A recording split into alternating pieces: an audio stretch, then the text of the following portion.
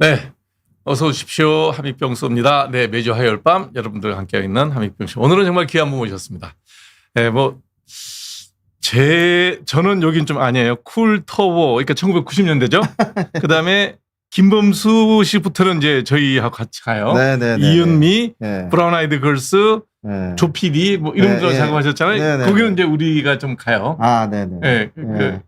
이런 그 유명한 가수들과 같이 일을 하셨던 하고 있는 유명한 작곡가이기도 하고 음악 프로듀서이기도 하고 네, 음악 감독도 하고 있습니다. 네, 다음에 네. 그 OST 영화 음악 감독도 하시고 네, 네. 너무 다양한 일을 이제 하고 계신 여러분 뭐 방송에서도 많이 보셔서 알 겁니다. 윤일상 선생님 모시고 대중음악에 대한 얘기, 본인의 뭐 생각, 음악에 대한 생각, 정치에 대한 생각 이런 얘기를 한번 다 들어보도록 하겠습니다.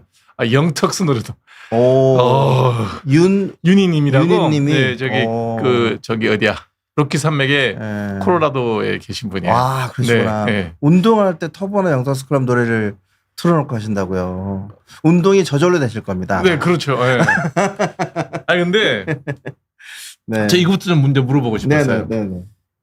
저는 사실 TV를 거의 안 보기 때문에 우리 윤일상 선생님을 잘 몰랐어요. 아, 그래서 오늘 이제 우리 제작진에서 섭외됐다는 얘기 한 2달 전에 얘기 듣고 유명한 작곡가면 내가 할 텐데 노래를 보니까 다 아는 노래야. 네.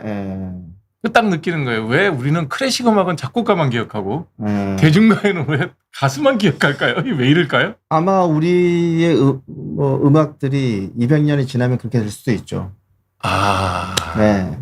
200년이 지나면 작곡가만 기억한다? 그렇게 될 수도 있죠. 그럴 수 있겠네요. 네, 그렇게 될 수도 클래식이 있죠. 되면. 음악은 남고 가수는 죽으니까요. 네. 맞다. 우리가 시간 생각 안 하는구나. 당시에 오페라 모차르트나 이제 베토벤 시대에도 오페라 가수들이 있었잖아요. 그렇죠. 그들이 굉장히 인기가 많았었어요. 네, 물론 작곡가들도 인기가 많았죠. 그렇죠. 하지만 지금이랑 동일시에 비교하기엔 좀 그렇겠지만 당시에 스타를 몰고 다니는 분들은 그런 가수들이었죠. 오히려. 네. 하지만 음악은 이제 계속 남고 악보하고 작곡가, 작사가만 남겠네요. 네, 그렇게 남죠. 제 궁금증을 한순간에 해결해줬습니다. 네. 모르죠 어떻게 될지는. 그렇지만 그러니까 선뜻 이해가 가요. 네네네. 자, 그 유명한 분을 모시고 오늘 음악 얘기 좀 해보도록 하겠습니다. 고맙습니다. 수업 시간에 수업 안 듣고 이거 책상 밑에서 이거 하시다 혼났다며요. 고등학교 때. 고등학교 때 책을 좀 많이 봤어요. 굉장히. 책을 좀 많이 봐가지고 선생님이 왜 이렇게 책을 많이 보냐. 근데 이제 교과서에서 줬던 것보다는 책에서 얻었던 게 좀 더 많지 않았나 생각도 들고 그 바탕이 지금의 어떤 그 문학적 힘 그리고 감성적인 힘을 읽어 나가는 데는 저한테는 좀 더 도움이 되지 않았나 생각도 가끔 듭니다. 근데 후회도 되고 한편으로는 수업을 좀 빠졌는데 한편으로는 근데 공부를 좀 더 열심히 할 걸 이런 생각도 들어요. 그래서 작곡가 안 됐어요. 왜냐면 교육이라는 게 딱 이게 틀에 잡혀 있는 거니까 좀 더 자유로운 활동을 해야 되는데 작사는 안 하시잖아요. 작사도 합니다. 해요? 네네. 그러면 바로 또 여쭤볼게요. 가사를 먼저 쓰세요? 곡을 먼저 쓰세요? 곡을 먼저 쓰는 게 99% 정도 되는데요. 이제 얼마 전에 이제 은미 누나랑 같이 작업한 노래 중에 이은미 씨. 네네네. 그 노래 중에 괜찮을 거예요라는 노래가 있는데 그 노래는 꿈에서 곡과 가사가 같이 나왔어요. 그런 경우도 있어요. 그래서 아침에 일어나자마자 빨리 가사를 옮겨 쓰고 그리고 음악을 갖다가 녹음하고 그런 과정을 갖다가 거치는 경우도 있고 또 경우에 따라서는 지금 또 어떤 시인분이 누르고 말씀드릴 굉장히 유명한 시인분이 저한테 글을 하나 보내주신 게 있으세요. 그래서 그 글을 가지고 지금 곡을 쓰긴 썼어요. 근데 이제 완성은 어떻게 될지는 이제 퀘스천을 안고 있는 그런 경우도 있고요. 근데 이제 우리 같이 음악적 재능이 없는 사람은 글자를 읽을 줄 아니까 가사를 보고 이 가사가 너무 애잔하고 좋으면 좀 이렇게 발라드 풍의 약간 단조로 작곡을 하고 또 아니면 가사가 아주 발랄하면 그걸 맞춰서 댄스곡을 만들고 이렇게 생각하는 게 이제 저희들 같이 이제 글자 정반대입니다. 정반대. 정반대죠. 이제 곡을 느낌대로 탁 악보를 쓰고 그리고 이제 어느 정도의 그 작곡 의도를 작사가한테 설명을 하죠. 예를 들면 지금 그리움이다. 그럼 보고 싶다에 대한 어떤 예를 들면 제목을 갖다 던져주는 경우도 있고요. 네. 네. 그러면 그리움이다. 그럼 어떤 작사가는 또 보고 싶다. 어떤 작사가는 그리움 이렇게 제목을 정하는 경우도 있지만 최종적인 결정은 제가 하는 거고. 네. 근데 신기한 게 보통 이제 작사가 한 5명, 많게는 10명한테 가는 경우도 있어요. 내 곡이? 네. 이제 여러 작사가 중에 이제 선택하는 경우가 있는데 신기한 게 제가 정말 그 정성스러운 그 악상을 갖다 설명하지 않더라도 비슷하게 나와요. 그분들은 악보만 보면 그 곡을 다 아나요? 연주를 해보셨나요? 아니, 그분들은 악보를 못 보고 제가 이제 가이드 녹음이라고 해가지고 네, 약간 나나나 이렇게 해가지고 보내드리면은 그걸 듣고 이 작곡가가 어떤 마음으로 썼는지가 비슷하게 글이 나오는 게 좀 신기한 거죠. 네, 그래서 그러니까 이게 우리 생각하고 제 생각하고는 다르구나. 저는 슬픈 가사를 읽고 거기서 악상을 얻어서 작곡을 할 거다. 보통 저한테 이제 메일 보내주시는 분들이 작사 신청합니다. 작사 지원합니다. 이렇게 보내주시는데 글은 작사가 아니에요. 그 음악과 합쳐졌을 때 작사가 되는 거죠. 되는 거지. 그전까지는 시나 산문이겠네. 그렇죠. 그냥 글인 거죠. 글은 작사가 될 수 없고 그 글이 멜로디랑 합쳐졌을 때 비로소 생명력을 가지게 되는 게 작사가 되는 거죠. 네. 아니 우리 그 누구야 옛날에 이동원 씨하고 저기 누구야 박인수 선생님이 같이 했던 누구 노래지? 그 시를 그대로 고양인가? 향수. 향수도 있고 가시나무새 이런 것도 가시나무새 있고. 그런 아예 시 자체가 맞습니다. 그런 이제 작곡가가 이 시를 보고 거기에 맞는 곡을 쓰신 거죠. 그렇죠. 나보기가 엮여 가실 때 그런 노래도 있잖아요. 네. 그런 경우는 이제 그 시에 감동을 받아서 본인이 거기에다가 멜로디 곡을 나온 거죠. 일반적으로는 곡이 먼저고 그걸 작사가라는 건 이제 거의 99. 몇 프로 이상은 곡이 먼저입니다. 곡이 먼저. 보통은. 지금 옵션은 요즘엔 근데 제가 이제 작사를 하긴 많이 하는데 제가 작곡 작사를 한꺼번에 다 하기 시작한 게 한 10년 정도가 넘었어요. 그런데 물론 간혹 받는 경우도 있지만 그 전에는 아까 말씀드렸다시피 한 10명한테 받기도 하고 아니면은 에이미스 같은 경우는 제가 곡을 써놓고는 한 명밖에 안 떠오르더라고요. 작사해 줄 분이? 이 친구만 쓸 수 있어. 이 곡에 대해서? 이 곡의 필링은 이 친구만 알 수 있어. 그 작사가 최은하라는 작사가인데 그래서 딱 한 명한테 보냈어요. 그래서 마음에 드는 게 왔어요? 이분이 그때 당시에 잠수를 탔어요. 너무 작가라. 너무 작가라. 막 잠수 타고 막 작가 정신이 뛰어난 분인데 그래서 말하자면 답장이 안 올 수도 있고 핸드폰도 다 끊겼어요. 핸드폰도 없이. 그러면 완전히 좀 뭐라 그럴까 버림받았다 느낌이 들지 않아요? 아니야 핸드폰도 없이 지낸다 그분이. 그분이 없이 지내는데 오롯이 이제 연결할 수 있는 게 이제 이메일인데 이메일로 보내서 제가 곡을 들어보고 괜찮으면 쓰고 아니면 지워라 이렇게 보냈어요. 근데 그날 바로 온 게 지금 애인이 있어요. 애인 점점점이 있어요가 보자마자 너무 좋았죠. 이은미 씨가 부른 거죠? 네, 이은미 씨가 부른 거고 범수가 부른 끝사랑 같은 경우도 이제 딱 한 사람 윤사라 씨밖에 생각이 안 나가지고 윤사라 씨한테 보내가지고 또 리얼 스토리가 있습니다. 나름대로 곡들은 모든 곡들은 다 스토리가 다 있어요. 그래서 또 곡에 맞는 스토리를 또 들려주고 해가지고. 그러면 작곡을 할 때 본인이 이런 노래 한번 만들어봐야 되겠다 생각을 하나요? 아니면 좀 벼락 맞듯이 퉁 하고 촥 나와요? 둘 다 해요. 둘 다 해요.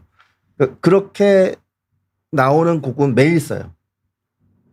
퉁퉁 맞는 거? 네, 그거는 매일 작곡을 합니다. 그렇게 작곡은 제가 한 5살 때부터 작곡을 시작했으니까 꽤 오래. 5살? 네, 오래됐죠. 작곡을 한 지가. 근데 오늘도 그런 곡을 쓰고 왔고. 그런데 이제 의뢰받는 곡들이 있잖아요. 그런 곡들은 이제 또 다르죠. 이제 고민해야 되는 거예요. 이제 그렇게 악상에 떠오르는 곡들은 연주곡도 있고 또 세상에 이게 발표될까 하는 곡들도 있습니다. 그러니까 내 느낌이니까 상업성이 좀 떨어진다? 상업성과 아예 관계없는 곡들도 있고 대신에 이런 것들이 사실 초석이 되죠. 작곡가니까 이런 것들이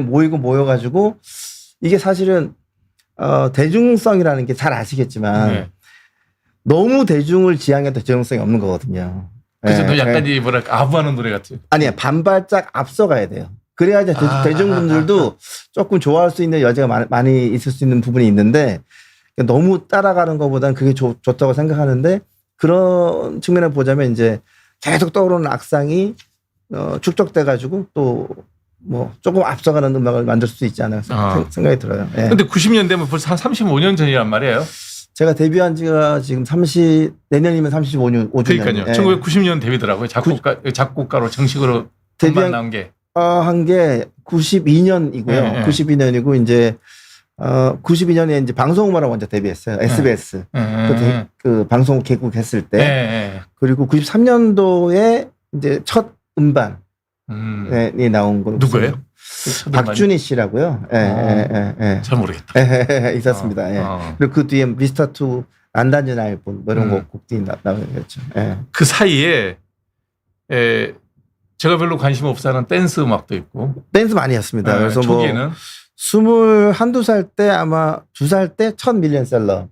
그게 쿨인가요? 그게 DJ DOC. 아, DJ DOC가 처음이에요? 겨울 이야기, 리멤버, 오케이 이게 이제 다 히트를 하면서 그게 첫 밀리언셀러. 제가 그 앨범 자체를 프로듀스를 했었어요. 아, 참. 프로듀스 얘기다. 그것도 물어봐야겠다. 궁금한 게 너무 많았어요. 작곡은 내가 뭐 하는지 알겠어요. 프로듀스는 뭐 하는 사람이에요? 그러니까 앨범 프로듀서가 있고 곡 프로듀서가 있어요. 그러니까 프로듀스 그러면 제작이잖아요. 제작이잖아요. 그러니까 뮤직 프로듀서예요. 본인이 하시는 그러니까 일이 뮤직 프로듀서가 줄여가지고 이제 프로듀서라고 하는 거고, 근데 앨범 프로듀서가 있어요. 그 앨범을 전체를 갖다가 맡아서 하는, 예를 들어서 뭐 당시에 했던 터보 같은 경우는 반반씩 했어요. 영훈이 형이랑. 주영 씨랑 작업 많이 했죠. 뭐 반반 하기도 하고 또 누가 또 들어오기도 하고. 그리고 이제 DOC 같은 경우는 전체 앨범을 갖다가 뭐 유승진 씨 앨범이나 그런 거, 또 박지훈 씨 가벌의 음반 같은 경우도 전체 음반을 제가 맡아가지고 그 곡을 제가 다 쓰진 않고 또 뭐 다른 작곡도 받고 이 곡은 함 선생님한테 받으면 좋겠다 그러면 또 찾아서 설명드리고 요 컨셉이 이러니까 우리 앨범 컨셉이니까 전체 컨셉이 이런데 이런 부분 잘 쓸 것 같아가지고 찾아왔습니다. 그런 곡 받아보고 안 주면 좀 안 맞으면 좀 못 쓰는 거고. 조금 가능성이 있다면 제가 막 힌트 드리죠. 이거보다 이런 스타일. 이렇게 설명드려가지고 곡을 만들고 좋은 곡을 이제 뽑아내죠. 그러면 이제 보통 우리 앨범 하나 사면 CD를 하더라도 한 10곡, 15곡 정도 들어가잖아요. 당시에는 10곡 이상이죠. 한 12곡, 13곡. 그러면 그 곡을 토탈리 다 만들어서 앨범까지 만들면 앨범 프로듀서. 그렇죠. 맞습니다. 한 곡의 제작에 관여하면 곡 프로듀서. 뮤직 프로듀서. 그냥 프로듀서라고 합니다. 그걸. 예전에는 저 처음 데뷔할 때만 하더라도 디렉터라고 그랬어요. 그랬나요? 디렉터라고 했습니다. 그 앨범 속지에 보면은 디렉터 돼 있다가 나중에 프로듀서라고 바뀌는데 이름이 똑같은 개념입니다. 지금은 두 가지를 다 하시는 거고. 지금은 이제 음악 감독을 하죠. 음악 감독 이제 뭐 얼마 전에 끝났던 파인, 또 뭐 카지노, 또 범죄요시, 뭐 영화, 뭐 그런 거 제가 작품했던 거, 또 뭐 뮤지컬 같은 경우 서편제. 그럼 음악 감독이라 그랬네 그때. 서편제 같은 경우는 작곡을 한 거고 이제 드라마나 아니면 이제 영화 같은 경우 음악 감독. 그러면 아까 앨범 감독 같으면 이 곡 넣고 이 곡 빼고 하는 걸 다 디렉팅을 하는 거네 그러면. 그렇죠. 음악 감독은 저 같은 경우 혼자 해요.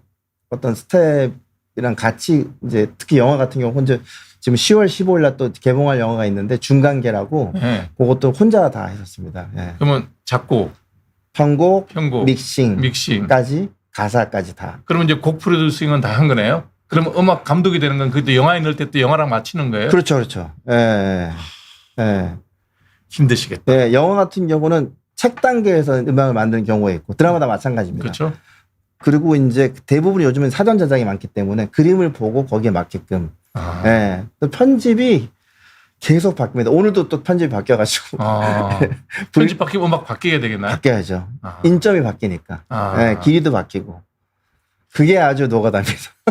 그걸 또 노가다라 그러는구나. 왜냐하면 거기에 어떤 창작력이 들어가진 않거든요. 순수 노동이에요. 이제 보고 맞추는 거니까. 맞추고 여기에 어떤 크리에이티브가 들어가질 않아서 그게 좀 스트레스. 곡 쓸 때가 차라리 낫구나. 훨씬 좋죠. 내가 잘하고 좋아하는 거니까. 그러니까 저는 하얀 도화지가 좋아요. 그렇죠. 거기에 막 그리는 건 좋은데 이걸 또 막 편집해가지고 요건 좀. 영화는 어차피 여러 사람이 같이 관여를 해야 되니까 맞출 수밖에 없겠네요. 그렇죠. 영화 같은 경우는 어찌됐든 그 감독의 예술이기도 하고요. 그렇죠. 감독님의 어떤 그러니까 감독님의 니즈를 알아야 돼요. 네. 작사가가 저의 니즈를 알아서 글을 쓰듯이 저도 영화 작업이나 드라마 작업을 할 때는 감독님의 니즈를 알아야 되죠. 네. 내 주장보다 그쪽에 맞추는 쪽에 계속. 아무래도 영상 위주의.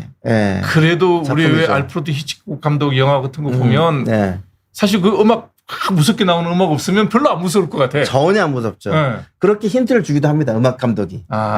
예를 들면 뭐 전혀 어떤 그 자극적인 장면이 아니더라도 음악이 어떻게 들어가냐에 따라서 확 바뀌기도 하거든요. 그러면 뭐 감독님들이 이건 진짜 음악에 살렸다. 뭐 그렇게 되는 경우. 그럴 때는 음악 감독 얘기를 좀 들어주겠죠, 감독도? 100% 듣죠. 100% 듣죠. 저는 이제 뭐 영화를 많이 보는 것도 아니고 음악을 막 찾아듣는 스타일은 아닌데 기억은 임프레시방 같은 기억을 하거든요. 쇼생크 탈출 같은 거 보면 너무 좋죠. 그 감옥 저기 가둬놓고 내가 클래식 음악의 그 성악곡을 좋아할 부분 처음이에요. 그 편지의 이중창인가요? 그 노래 쫙 나오는데 저거를 감독이 넣착을 했을까? 음악 감독이 넣착을 했을까? 그 영화 감독이 아마 감독 의지가 그렇겠죠. 그건 작곡이 거의 안 들어갔으니까. 강했다고 볼 수도 있겠죠. 아니면 음악 감독이 추천했을 수도 있고요. 얼마 전에 이제 제가 파인 음악 감독 했을 때는 전체 거의 다 제가 작곡한 거지만 이제 그 3호의 어떤 그 러브라인 같은 경우는 또 클래식 음악을 차용해가지고 그걸 또 연주. 그걸 잘 넣으니까 갑자기 그 뭐 별로 유명하지 않았던 클래식 음악이 떠요. 맞아요. 영화 아웃 오브 아프리카에 나오는 그 누구죠? 그 저기 크라리넷 협주곡 모차르트 협주곡. 그것도 보면 그 노래를 내가 언제 들었겠어요. 클래식을 우리 안 듣잖아요. 근데 원래 유명한 곡인데 이제 많은 분들한테 알려지게 되는 계기가 되죠. 그러니까 대중성이 확 늘어나서 대중음악처럼 그걸 보고 야 정말 신의 한 수다 저거. 저 음악을 저기다 갖다 넣을 생각을 하나. 그런데 이제 결국에는 멜로디잖아요. 그러니까요. 멜로디가 좋은 음악은 언제든지 사랑을 받을 준비가 되어 있는 거고 저도 이제 막 오늘도 곡을 쓰고 왔잖아요. 그게 멜로디가 좋다면은 언젠가 세상의 빛을 보겠지 하는 이제 희망을 갖고 있습니다. 그러면 작곡을 해서 이제 기록을 해놓고 그냥 파일에서 기록해 놓은 거예요? 기록을 하고 어떤 거는 많이 또 잊어버리는 것도 있거든요. 왜요? 쓴 게 없어지나요? 네, 뭐 악보를 썼다가 악보가 없어지기도 하고. 그렇게 창작한 걸 어떻게 없앨 수가 있어요? 그 잊어버릴 수가 있어. 그런 거 그게 너무 많다 보니까 처음에는 아깝고 이제 뭐 학교 다닐 때 중고등학교는 아깝고 그랬었는데 예전에는 막 테이프 더블 데크에다가 막 녹음해서 30 몇 집까지 제 독집을 만들고 막 그랬었는데 비와 가지고 다 없어지고. 아이고. 그 기억은 안 나나요, 그러면? 기억이 안 나죠. 근데 이제 어떻게 생각하게 되냐면 그냥 여기에 남아있겠지. 내 가슴에. 어차피 남아있겠지. 언젠간 나오겠지. 나는 언제 그 느낌이. 같은 멜로디 아닐지라도 어떤 그게 있지 않을까라는 희망을 갖고 있습니다. 그러면 지금 말씀하신 거 보니까 아까 뭐 녹음해 놓는다는 얘기를 들어보니까 본인이 악기를 잘 하시나 봐요, 피아노나. 그럼요. 피아노 4살 때부터 쳤는데요.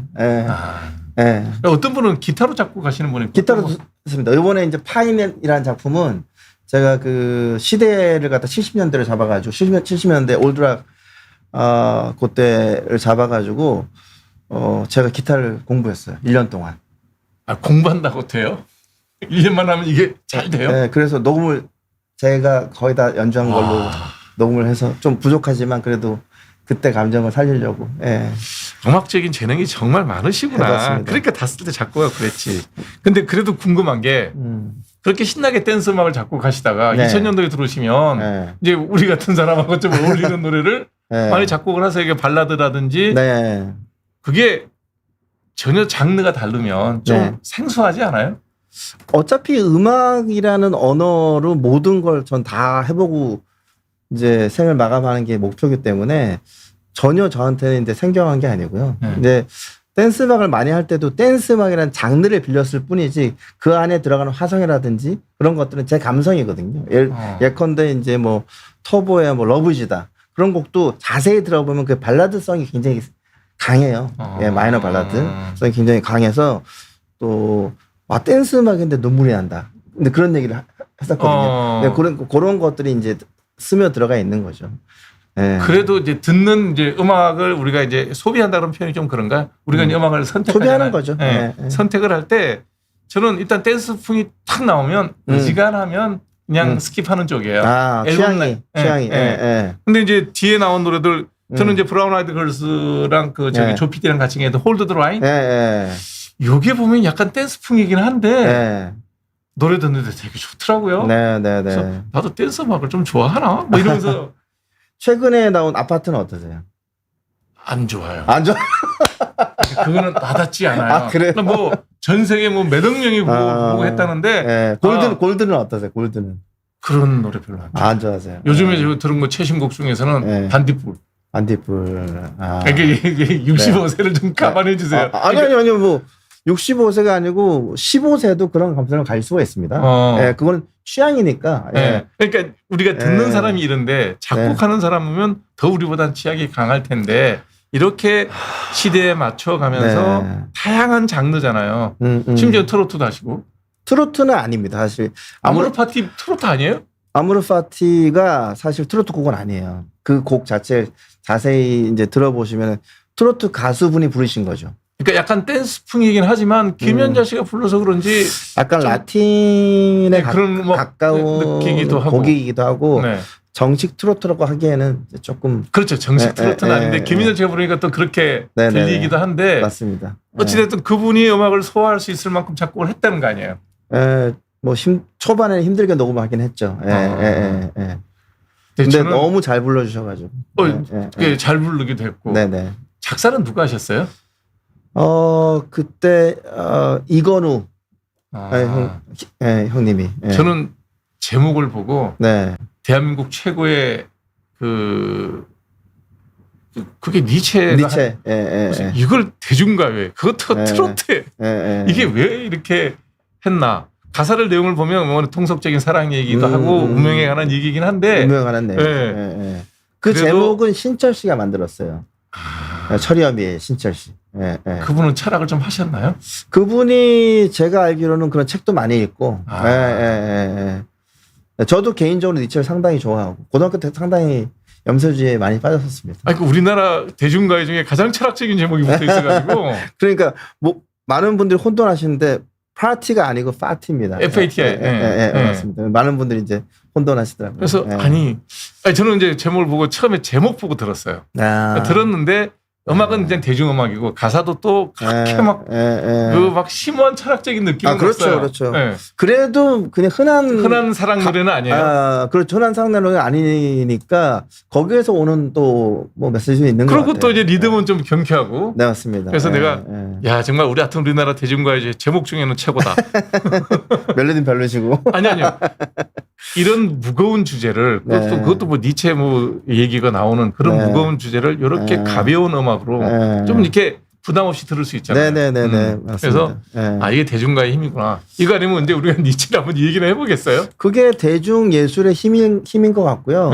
그러니까 사실은 많은 어떤 무거운 주제를 담고 있는 그 음악들이 굉장히 많아요. 그걸 갖다가 이제 약 같은 경우도 우리가 좀 쉽게 먹게 하기 위해서 어떻게 당위정이라고 싸죠. 이렇게 시럽도 좀 달달하게 하고. 그게 편곡 과정입니다.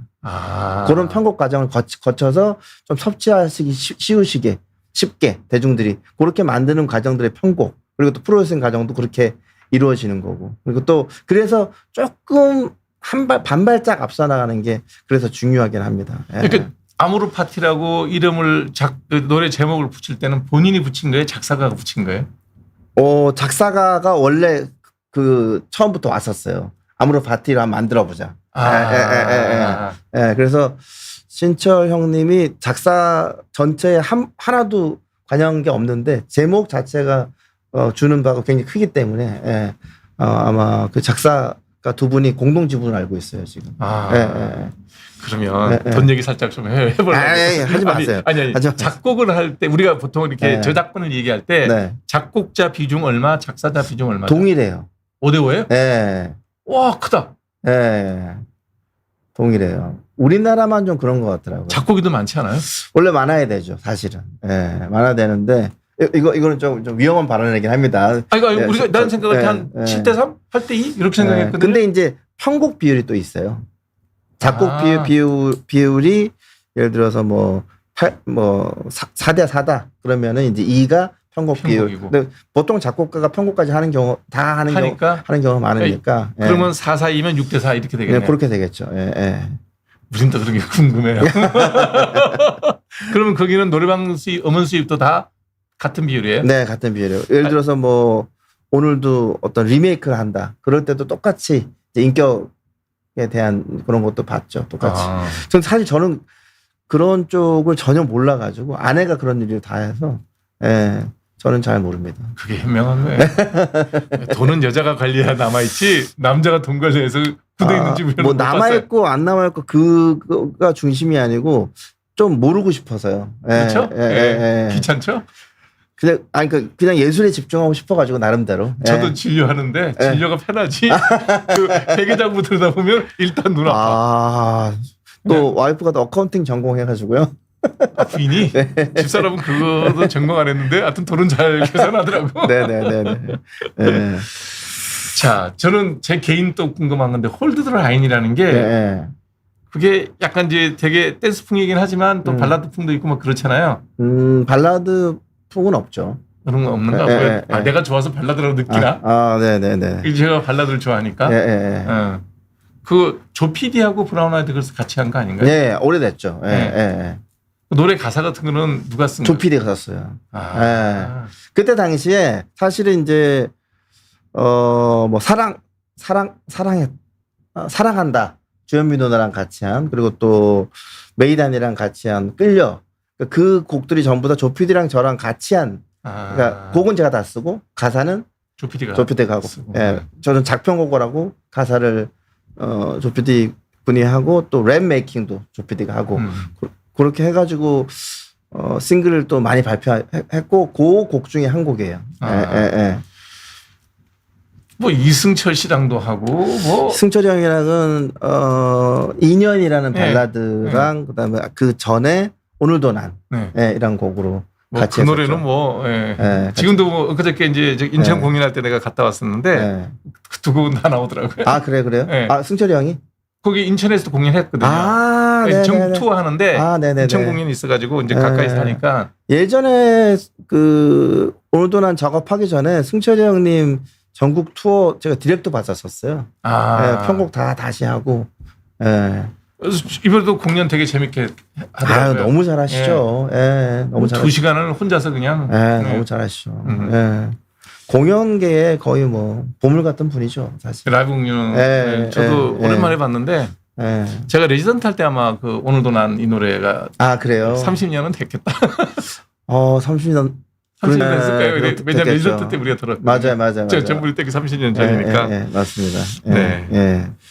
자, 그러면 이 모든 장르를 왔다 갔다 하는데 본인의 음악이라는 게 있잖아요. 윤일상 음악, 윤일상 사운드 뭐 이런 게 있을 거 아니에요. 그럼요. 그 본질을 한마디로 하면 뭐라고 얘기하실까요? 제 사운드의 본질. 윤일상이라는 사람의 정체성이겠죠. 그리고 역사고, 그리고 현재고, 그리고 미래가 아닐까 생각이 돼요. 내가 지금 어떤 분야에 관심을 가지고 있는지가 제 사운드를 들으면 알 수가 있고, 그리고 또 제 사운드에 숨겨져 있는 여러 악기들이 있습니다. 예를 들면 예전에 댄스 음악을 만들 때도 우리나라 국악의 북을 연주해서 또 서양의 소리랑 같이 섞어가지고 전혀 국악인 게 티가 안 나게끔. 어떤 곡이었죠? 북이 들어간 게? 그런 게 굉장히 많습니다. 많아요? 네, 굉장히 많습니다. 근데 그런 것들은 이제 제가 이제 은연중에 또 우리 소리의 혼을 좀 담고 싶어서 또 예를 들면 하이햇 같은 것도 깽가리 하이햇. 예를 들면 이제 드럼의 하얏트. 그런 것 같은 경우도 깽가리 같은 거 갖다가 좀 쳐가지고 그걸 샘플링해서 좀 얇게 만들고 헤르츠덱을 깎고 해서 좀 섞는다든지. 우리가 변조하는 거 말하는 거? 네네네네. 그렇게 만들어 나가. 지금도 그 작업을 하고 있고요. 우리 시대 때 그런 거 많이 하셨던 김수철 씨가 그거 많이. 수철 형도 지금도 하고 계시죠. 그러니까 그런 식의 국악을 대중음악에다가 오음계로 작곡하고. 근데 수철 형님은 본격적으로 국악이 드러나게끔. 그렇죠. 우리는 그걸 느낄 수 그러니까 있었죠. 드러나게끔 하셨고 저는 드러나지 않게. 저는 그랬었어요. 그때 당시에는. 그랬었는데 지금은 좀 드러나게도 한번 해야 되겠다라는 생각을 좀 가지고 있고 그런 플랜도 가지고 있습니다. 향후에. 너무 얼마 전에도 신보 나왔습니다. 김수철 선배님. 그래요? 너무 좋아요. 근데 이게 뭐 대중이라는 음악을 그 소비하는 소비자 입장에서 얘기하면 그런 분들이 작업을 하고 있다는 걸 모르잖아요. 맞습니다. 그게 뭐가 문제일까요? 문제는 PR이죠, PR. 그러니까 그게 알려지면 우리 같은 사람이 알면 어떻게든지 뭐 음반을 구하든지 뭐 이렇게 듣든지 뭐가 있을 텐데 지금 이 얘기 말씀하시기 전까지는 김수철 씨가 신보를 냈다고 처음 듣거든요. 이제 생활 패턴의 어떤 변화에 따를 텐데 예전에는 우리가 레코드샵에 가서 사지 않더라도 레코드를 구경을 하고 CD를 구경하고 그쵸. 그 전에 LP를 구경하고 이런 과정 쭉 이제 뽑아서 이렇게 뭐 새로 나온 거 없나 보고 과정이 있었잖아요. 지금 그거 하세요? 지금 그냥 멜론 안 하시잖아요. 멜론 들어가서 그러니까 그 나이 동 나이 때 멜론도 안 들어가는 분들이 꽤 많거든요. 그냥 유튜브만 보시고 이런 분들도 꽤 많아서 이제 사실은 또 멜론을 갖다 예를 들자면 멜론에도 전면에 배치되는 탑10 100곡 탑 100 이 정도 이제 쭉 한번 리뷰하죠 우리는. 그것뿐만 아니고 이제 전면에 배치되는 음악들 중에 그런 곡들이 이제 포함되어지지 않을 확률이 높아지니까 이제 그런 데서 오는 또 선택의 제한이 또 많이 생기기도 하죠. 유통의 문제가 있는 거네요, 그러니까. 유통과 마케팅, 여러 가지 문제가 또 있죠. 생활 습관에 또 어떤 그 삶의 습관이 또 달라지는 부분도 있고. 그건 떠나서 멜론을 상구팅해도 우리 같은 사람을 위해서 올디스 굿디스 이렇게 해가지고. 저는 그걸 예전에 지금은 이제 그만두셨는데 예전에 대표님한테 제안을 한 적도 있어요. 그냥 연령별로 나누자. 페이지를 아예. 그것도. 저는 그런 좀 음원 서비스를 개인적으로 향후에 한번 저도 본격적으로 해보고 싶은 생각도 있습니다. 왜냐면 저희들도 음악을 듣기는 들어요. 그럼요. 그렇지만 우리가 BTS 음악을 듣고 감동을 느끼기 좀 힘들어요. 통로가 없잖아요. 근데 지금 예를 들어서 저도 이제 나이에 들어갈 테고. 지금 그래봐 50밖에 안 됐잖아요. 50. 한참 때인데. 맞습니다. 50대 초반인데 제 친구들도 사실 답답해하는 부분들이 있거든요. 그런 친구들도 그리고 또 10대 분들, 20대 분들, 30대 분들이 다 니즈가 조금 다르잖아요. 그런 분들한테 아예 페이지를 조금 다르게 해서 커뮤니티도 만들어 드리고 하면은 좀 좋지 않을까 생각이 들긴 하더라고요. 제가 왜 음악을 충격을 받았냐면 제가 대중음악을 막 챙겨 듣지는 않지만 그래도 이제 좀 제 또래에서는 좀 많이 챙겨 듣는 스타일이거든요. 어느 날 태연이라는 가수가 불렀던 불꽃, 사계 이런 음악을 딱 들었는데 노래를 너무 잘하는 거예요. 너무 잘하죠. 그래서 이 정도 노래 잘하면 그리고 이게 내가 마음에 딱 들 정도면 이 가수 최소 나이 30 넘었다. 40대는 됐을 거다. 그러고선 보니까 태연이야. 그래서 이제 지나가는 그 후배한테 야, 너 태연이 이 가수 노래 잘하는데 너네 가수야? 너네 시대 가수야? 그랬더니 형님 소녀시대도 모르세요? 그러는 거예요. 그럼 소녀시대는 안 들었거든요. 태연이 소녀시대 가수였더라고요. 그렇죠. 그래서 이렇게 노래를 잘하는 가수를 나는 댄스 가수라고 생각하고 전혀 음악을 듣지 않다가 우연히 음악을 듣고 야 이건 너무 좋은 노래다 라고 지금 앨범 자켓 저장해놓고 듣거든요. 네네. 이런 걸 보면 좀 우리 같은 나이가 좀 들어가는 세대한테도 좀 음악을 접근할 수 있는 뭐 통로가 있으면 좋겠어요. 근데 선생님이 조금 음악 듣는 거는 편협하신 것 같아요. 좀 그렇죠. 근데 그거는 어쩔 수 없죠. 뭐 그런 분들은 그런 게 생긴다고 하더라도 편협하게 들어줄 거예요. 그렇게 되면은 사실 기회가 없어지게 되는 거예요. 게다가 음악의 절반은 제가 안 듣는 거죠. 없어지게 되는 거예요. 음악가 입장에서는 안타깝죠. 물론 선택을 한 번은 듣는데 어떤 선택을 하든지 자유겠지만 너무 아쉬워요. 세상에 너무 많은 장르가 있고 아름다운 음악들, 아름다운 멜로디가 많은데 다 들어도 좋지 않을까 생각이 들죠. 사실은 이제 음악을 우리가 보통 이제 백뮤직이라고 백그라운드 뮤직으로 BGM으로 까는 경우가 많죠. 일할 때 틀어놓는 건데 그게 댄스곡이 안 들어오더라고요. 특히 맞아요. 저 아는 누나도 그 치과에서 하는 노래가 있는데 항상 잔잔한 음악을 그러니까 BGM을 틀어놓고 듣고 그 중에 좋은 건 또 내 이제 개인 핸드폰에 저장하고 여기에 집중을 해야지 이제 방해가 되면 안 그러니까요. 되니까. 그러니까 그래서 그런 것도 있어요. 이게 흥분을 주면 안 되고 막 그런 부분도 있을 수 있겠군요. 근데 이제 반면에 휴식을 취하실 때 그럴 때는 또 한번 청량감 있는 또 뭐 음악을 들어도 좋지 않을까. 그래서 내가 거꾸로 요즘 소녀시대 듣는다니까. 태연 때문에. 네, 명곡들이 많습니다. 물론 저는 뭐 참여한 적은 없지만 소녀시대라든지 그 시대 음악들 특히 이제 90년대 음악 같은 경우는 뭐 당시에 미국도 그랬지만 멜로디가 굉장히 꽃을 피웠던 80년대도 마찬가지겠지만 그러다가 이제 리듬의 시대로 바뀌게 되고 이제 음악 이제 추세가 좀 바뀌게 됐죠. 다시 멜로디의 시대가 오고 있긴 합니다. 그거를 본인이 의도하세요? 작곡할 때? 시대의 흐름을 반영하지 않으면 대중 작곡가로 살아남기가 쉽지 않습니다. 그 트렌드를 누군가는 만들었을 텐데.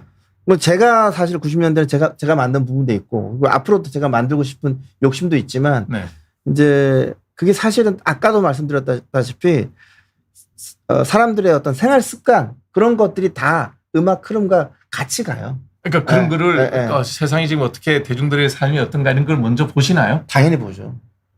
당연히 보죠.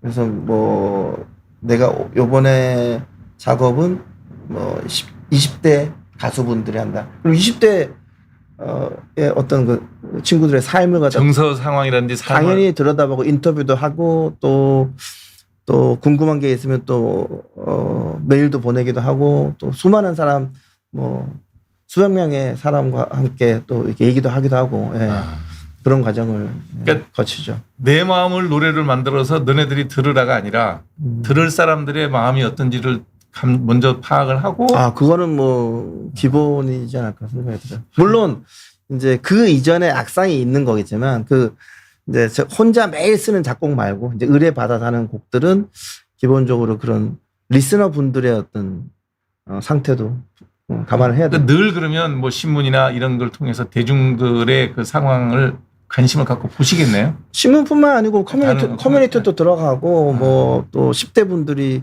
예를 들면 동요를 만들어야 돼요. 그럼 어린이들의 마음을 모르면 어떻게 만들 수가 있겠습니까? 그러니까 그렇죠. 그럴 때는 어린이들이 어떤 생각을 하고 또 조카라든지 또래 그런 친구들한테 얘기도 들어보고 직접 글도 써보라 그러고 그래서 그 글도 보기도 하고 또 어떤 멜로디가 나오면은 그 멜로디를 갖다 불려보게끔도 하고 이렇게 해서 뭔가 교집합을 찾아 나가는 거죠. 가수랑 작곡가도 마찬가지예요.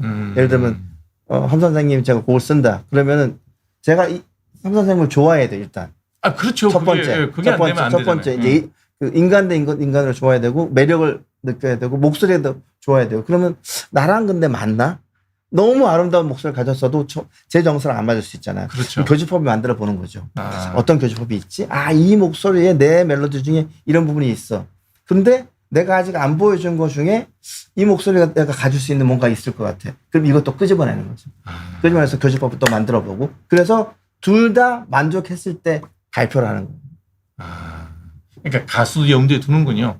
이 그렇죠. 노래는 누가 부르는 게 제일 좋겠다. 보통은 이제 섭외가 들어올 때 그 가수를 위해서 곡을 쓰게 되죠.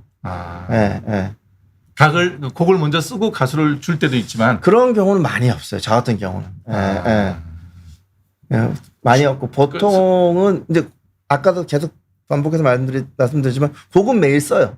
매일 쓰는데 곡 섭외가 들어오면 예를 들면 은미 누나가 저한테 곡을 부탁을 해요. 그러면 은미 누나를 생각하고 곡을 쓰게 됩니다. 그분이 물론 그 은연중에 제가 만들었던 어떤 멜로디가 은연중에 나올 수도 있겠지만 그래도 기본적인 어떤 뮤지는 그 곡을 지금 만드는 그 곡이 부를 가수가 되는 거죠. 왜냐하면 그게 음역대도 있고요. 그리고 또 승철이 형 같은 경우 뭐 중음대의 어떤 그 호흡이 들어간 승철이 형만의 어떤 보이스 톤이 있어요. 그럼 그 보이스 톤이 배가 될 수 있게 제가 멜로디를 만들어야 되잖아요. 멜로디가 아무리 좋아도 승철이 형이 잘 못 부를 수도 있거든요. 자기 음색과 잘 맞지 않아요. 그렇죠. 그러니까 그걸 갖다가 만약에 좀 아쉬운 부분이 있다. 그러면 디렉 단계에서 이제 그 보컬 디렉팅이 하는데 그 단계에서 뭐 한 4마디를 3시간, 4시간 하는 경우 있고 예를 들어서 뭐 어떤 곡은 곡 한 곡으로 6개월 정도 녹음하는 경우도 있어요. 녹음해놓고 디렉팅하고 계속 계속 마음에 들 때까지 계속 수정하고 다시 해보고 컨디션 좋을 때 다시 또 해보고 또 안 되면 또 지웠다가 그리고 정 안 되면 안 하는 경우도 있고. 그만큼 그걸 갖다 곡을 버린다고요? 그런 경우도 있어요. 아깝다. 근데 어쩔 수 없죠. 이제 어찌됐든 대중분들한테 전달될 때는 최소한의 프로니까 80점 이상은 돼야 되잖아요. 그렇죠. 근데 79점이다. 그럼 저는 발표 안 해요. 10곡, 15곡 한 앨범에 요즘은 뭐 싱글이 나가지만 마찬가지입니다. 그것도 마찬가지. 15곡이 다 마음에 들어야 돼요. 그렇죠. 그러니까 색깔이 다를지언정 어떤 곡은 이래서 의미 있는 곡이 있을 수 있잖아요. 그게 그렇죠.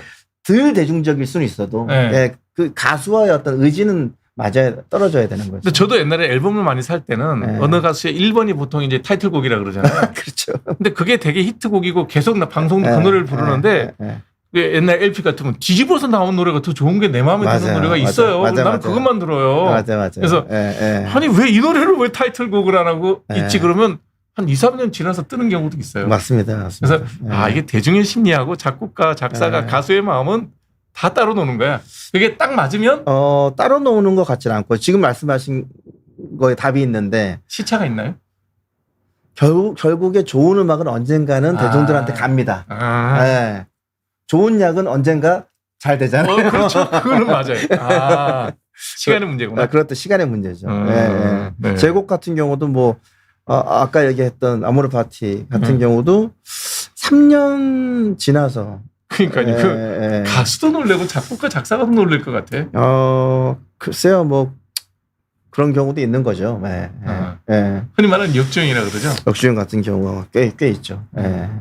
아마 그 노래는 길게 갈 것 같은 느낌이 들어요. 요즘도 많이 불러주십니다. 요즘 10대 가수들 보면 어때요? 아이돌이라거나. 너무 좋죠. 작곡 의뢰 안 들어와요? 지금도 하고 있습니다. 누구? 지금 발표되고 나서 또 말씀드려요. 그럼 아직까지 완성이 안 돼서 어찌 발표 못 할 수도 있으니까. 아마 발표가 될 텐데 그래도 그래도 이제 그런 건 또 전략이라는 것들이 있으니까. 전략이라는 게 있구나. 뭐 신인도 있고 또 기성 가수도 있고 기성 아이돌도 있고 지금 하고 있습니다. 당장 목전에 있는 영화 잠깐 홍보 좀 해주세요. 뭐 있어요? 10월 15일 날 중간계라고 CGV에서 이제 10월 15일 날 개봉을 하는데요. 이제 AI가 프로덕션 그리고 포스트 프로덕션까지 참여를 해서 적극 활용한 아마 전 세계 최초의 영화가 아닐까 생각이 돼요. AI가 영화를 만들었다고요? AI를 활용해서. AI가 만든 건 아니고 AI를 적극 활용해가지고 만든 최초의 장편 영화가 아닌가 생각이 듭니다. 그러면 짧은 영화는 되게 많잖아요. AI를 만든. 요즘에 뭐 AI 짧은 건 굉장히 많죠. 근데 이제 장편 영화에 AI를 활용해서 프로덕션 단계부터 포스트까지 줄곧 사용해서 장편 영화. 근데 우리 AI를 보면 금방 뭐 알겠더라고요. AI가 한 건데 이런 느낌이 들잖아요. 한번 이건 아니에요. 한번 보러 와주시면. 그럼 연기자하고 AI가 만든 캐릭터가 같이 나오나요? 같이 나오죠. 근데 우리가 보고 구별 못해요? 그거는 이제 보셔야 알겠죠. 아니 왜냐면 AI를 보면 너무 매끈해. 이게 약간 뭐 얼굴이 주는 사람도 안 보이고. 그 AI만 이제 AI가 만든 영상만 보면 그런데, 또 후반 또 작업도 있고 여러 가지 또 장치. 그러면 거기에서 예를 들면 이제 남자 주인공 저는 AI예요. 이게 이렇게 막 이 얘기하는 게 나와요?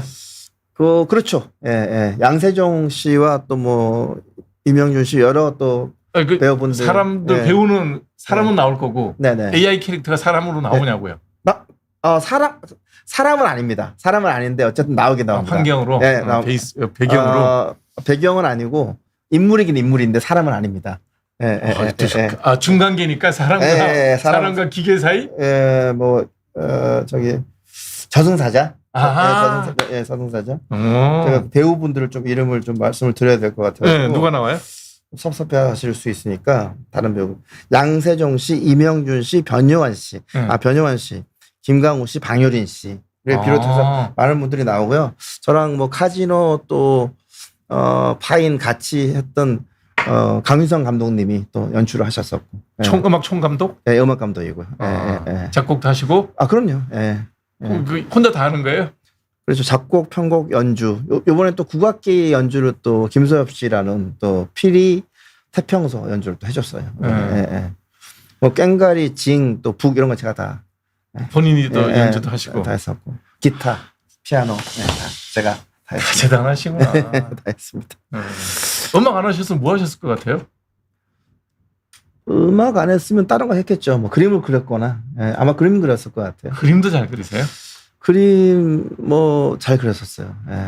예능 쪽으로는 지금 우리 딸이랑 아들이 또 그림에 또 재능이 있어가지고 애기가 저기 쌍둥이잖아요. 네, 남녀 쌍둥이입니다. 몇 살인가? 지금 이제 초등학교 6학년. 한 14살? 13살이죠. 13살. 결혼 조금 늦었구나. 결혼도 늦게 했고 애도 좀 늦게 가졌고.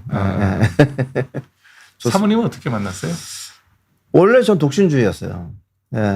독특하다. 저 독신주의였고 그 의사 선생님한테 이렇게 말씀드려도 좀 신뢰가 모든 분들한테 신뢰가 되겠지만 이렇게 삶에 대한 욕구가 별로 없었어요. 그러니까 오래 살고 싶은 생각도 없었고 빨리 그 작곡에 확 불태워가지고 빨리 다 소진한 다음에 빨리 생을 마감했으면 좋겠다 이런 생각이 항상 좀 강했었는데 그래서 어떤 결혼이라는 생각은 나한테는 사치다 이렇게 좀 생각을 하고 살았었어요. 그리고 인간이 살아가는 세상이 좀 지옥 같더라고요. 인간이 살아가는 모든 니힐리즘적인 요소가 되게 많이 있네요. 모든 것들이 나쁜 게 더 많고 좋은 건 별로 없고 그래가지고 조금 염세적이고 허무주의 성향이 좀 강했었는데 아버지가 혹시 집에서 때렸어요? 아니요. 그런 것보다 어렸을 때부터 그랬어요. 제가 중학교 때부터 뭐 초등학교 때부터 그런 어떤 그 반항적인 요소도 좀 있었었고 그랬어 가지고 결혼 안 하려고 생각하고 또 친척분들이 이제 나이가 차니까 예전에는 그때 되면 명절인데 너 장가 가고 뭐해? 명절 때만 말씀하시잖아요. 그래서 아예 그냥 저는 결혼 안 한다고 이제 선언을 할 정도로 독신 어떤 의지가 강했는데 그랬는데 제가 19살에 이쪽 바닥에 들어와서 거의 대부분이 이쪽 분야에 있는 분들을 많이 만나게 됐잖아요. 그렇겠죠. 음악인들 만나겠죠. 근데 이제 아주 어렸을 때는 또 일반적인 비연예인 분들도 만났는데 일반적인 분들을 너무 만나고 싶은 거예요. 보통 사람. 보통 분들. 그래서 어떤 그 회사 다니는 분한테 부탁을 했어요. 당시에 네이톤으로 소개해달라고. 좀 소개팅 한번 해주실 수 있겠냐. 그러니까 그렇게 바뀐 이유가 뭐냐고요. 그러니까 너무 힘들었어요. 그러니까 삶이 별로 뭐 중요하지 않고 나는 그러니까 그 여자친구가 항상 있었으니까 이 여자친구 분들이 이제 이쪽 바닥에 있는 여자친구 분들이 너무 힘들게 하니까 저는 조금 이제 보통 사람. 좀 이제 이분들이 보통 사람이 아니라는 건 아니지만 그러니까 보통 연예인과 이제 일반 사람이니까 그래서 이제 네이트에다가 네이트온에 이제 그분한테 부탁을 했더니 한 명이 있다는 거예요. 친구가 뭐 그분 표현에 빌자면 이제 윤 대표님을 좀 감당할 수 있을 만한 그런 분이 한 분 있는 것 같다. 그래가지고 소개팅을 하기 전에 사진을 보여달라 그랬죠. 저는 검색하면 나오니까. 그래서 사진을 딱 봤는데 결혼해야 되겠네. 그냥 보자마자. 사진 보고? 네, 사진 보고. 그래가지고 만나는 첫날 결혼하자 그랬어요. 그럼 여자가 미쳤다 그러죠? 그렇죠. 미친놈이라. 당연한 얘기지. 너 좀 잘 나가는 작곡가고 얼굴 하나 줬다고 나한테 보자마자 들이대? 이러면 분명히 들었을 텐데. 똑같이 생각했어요. 똑같이. 굉장히 그냥 걔는 와이프는 스탠다드하게. 회계학 공부한 사람이면 당연히 회계적으로 따지죠. 이게 무슨 경우에 없는 얘기하는 거지. 지금도 그런 성향이에요. 스탠다드하게 이제 살았기 때문에 그렇게 생각했는데 저는 전혀 불안하지 않더라고요. 나는 결혼할 거야. 안들아. 그래서 제가 추진을 해서 한 달 반 정도에 상견례 끝나고 제가 그때 당시 뮤지컬 서편제 초연을 앞두고 있어가지고 제가 스케줄이 안 되더라고요. 결혼을 할 수 있는 바빠갖고. 스케줄. 그래서 6개월 뒤에 결혼식 올리게 됐습니다. 그래서 지금 네. 상견례 할 때 왜 그 저기 5,300일 됐습니다. 오늘. 날짜를 세는구나. 이런 분들 때문에 우리 같은 사람이 너무 혼나. 우리 언제 만났니? 그런 기억도 안 그게 나는데. 아니고 제가 이제 D-Day 하는 거 네. 제가 금연하고 있어서 그거를 오늘 보다가 며칠 됐는지 궁금해서 보다가 거기 있더라고요. 그래서 5,300일이네. 그럼 오늘 알았어요. 아니 왜 장인장모한테 허락을 흔쾌히 받았는지 아세요? 전 딱 보니까 알 것 같아요. 아 그래요? 네. 뭐라 그래? 그냥 성실해 보인다고 그러신 것 같아요. 그러니까요. 지금 얘기한 거 들어보면 절대 사윗감 아닌데 첫 봄 인상이 정말 뭐 그냥 성실하고 그냥 보통 사람이에요. 네네. 유명인 같지도 않고. 그럼요. 근데 지금 얘기한 거 들어보면 사윗감으로 빵점이거든. 근데 성실합니다. 그러니까. 성실하고 저는 어렸을 때부터 이제 조금 일반적인 친구들이랑 다르게 지내고 또 직업 자체가 또 음악인이기도 한데 음악인 냄새를 많이 풍기는 거 극도로 싫어해요. 그러니까 예술가인 것 같이 행동하는 거. 왜냐하면 어떤 그런 게 있죠. 주위에 너무 많잖아요. 흔히 말해서 튄다 그러죠. 그걸 조금 싫어합니다. 그래서 왜 싫어하냐면 음악에서만 그렇게 하면 된다고 생각해요. 내 전공 분야에서 일만 음악에서만 그렇게 하고 음악 할 때만. 왜냐하면 그렇게 살아가면 못 살 것 같아요. 그렇죠. 맞아요. 전혀 염세적이지 않아요? 못 살 것 같고 그냥 이 삶 자체가 안 그래도 힘든데 더 힘들 것 같아서. 지금도 그렇게 세상이 어둡게만 보이세요? 아니죠? 애가 둘이나 있는데. 마냥 밝아 보이지는 않아요. 마냥 밝아 보이지는 않은데 그래도 이제 밝은 부분을 찾아서 아이들한테 가르쳐 주려고 노력은 하죠. 노력은 하고 그런데 제 속에 있는 혼란함 그리고 또 아직 결정되지 못하고 다듬어지지 못한 생각들이 계속 갈 것 같아요. 근데 그걸 음악으로 또 보여드리고 또 이제 예술로 발현이 됐으면 좋겠다는 생각을 가지고 있죠. 근데 확실히 이공계 공부한 사람하고는 그 사물을 바라보는 시각이 좀 다르네요. 어쨌든 뭐 우리 인간이건 아니면 이 지구건 다 먼지에 불과하잖아요. 저는 그렇죠. 우주 생각하자면 그런 관점으로 볼 때 또 개개인이 또 우주기도 하거든요. 그렇죠. 바꾸어 생각하면. 그럼요. 근데 저는 이제 후자에 초점을 더 맞추려고 노력을 더 많이 하고 또 그렇게 또 남은 인생을 살면 더 좀 좋지 않을까 생각이 듭니다. 어쨌든 인생의 터닝 포인트는 사모님 만난 거네요. 아마 이 세상에 있었을까 와이프 없었으면 그런 생각이 들어요. 그러면 이제 뭐 염세적인 생각한 대로 그냥 그 끝을 갔을 수도 있다. 만나지 않았다. 좀 힘든 시기도 좀 겪었었고 또 신혼 초에 제가 또 좀 굉장히 디프레스가 심하게 돼가지고 와이프 힘들었어요. 저 때문에. 그러니까 저는 이제 와이프는 그런 사람을 처음 보니까. 그쵸. 회계학하신 분은 그렇게 감정의 기복 있는 분을 보면 이해를 못하죠. 그래서 이제 와이프 너무 제가 힘들어 해서 이제 그 원인을 이제 설명을 해줬어요. 내가 이렇게 힘들어하는 이유가 너에 대한 애정이 그래서가 아니고 내가 지금 약간 아픈 것 같다. 그래서 그 얘기를 했더니 이제 그 친구의 대답이 아직 뒤처지지가 않아요. 자기가 책임지고 고쳐주겠다. 그래서 그 대답을 아직까지도 여기 새기고 그냥 그 말 한마디 듣는 순간 다 나은 거 아니에요? 사랑합니다. 물론 이제 뭐 고강도 이제 웨이트 트레이닝도 많이 하고 여러 가지 지금도 하고 있죠. 저 궁금한 게 하나 있는데 제가 여기 써왔거든요. 뭐가 궁금하세요? 제가 그 중학교 때부터 수면 장애가 있어요. 잠을 못 잔다고요? 잠을 거의 오늘도 한 3시간 잤나요? 그래서 저는 잘 잤다라는 기분을 잘 몰라요. 근데 항상 그래서 현실 세계를 살아가면서 이 청량감이 없어요. 상쾌하다.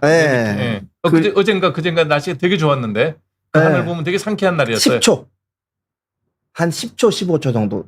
그리고 또 이 걸어가다 보면 현실감을 잃을 때가 있어요. 현실인가 꿈인가.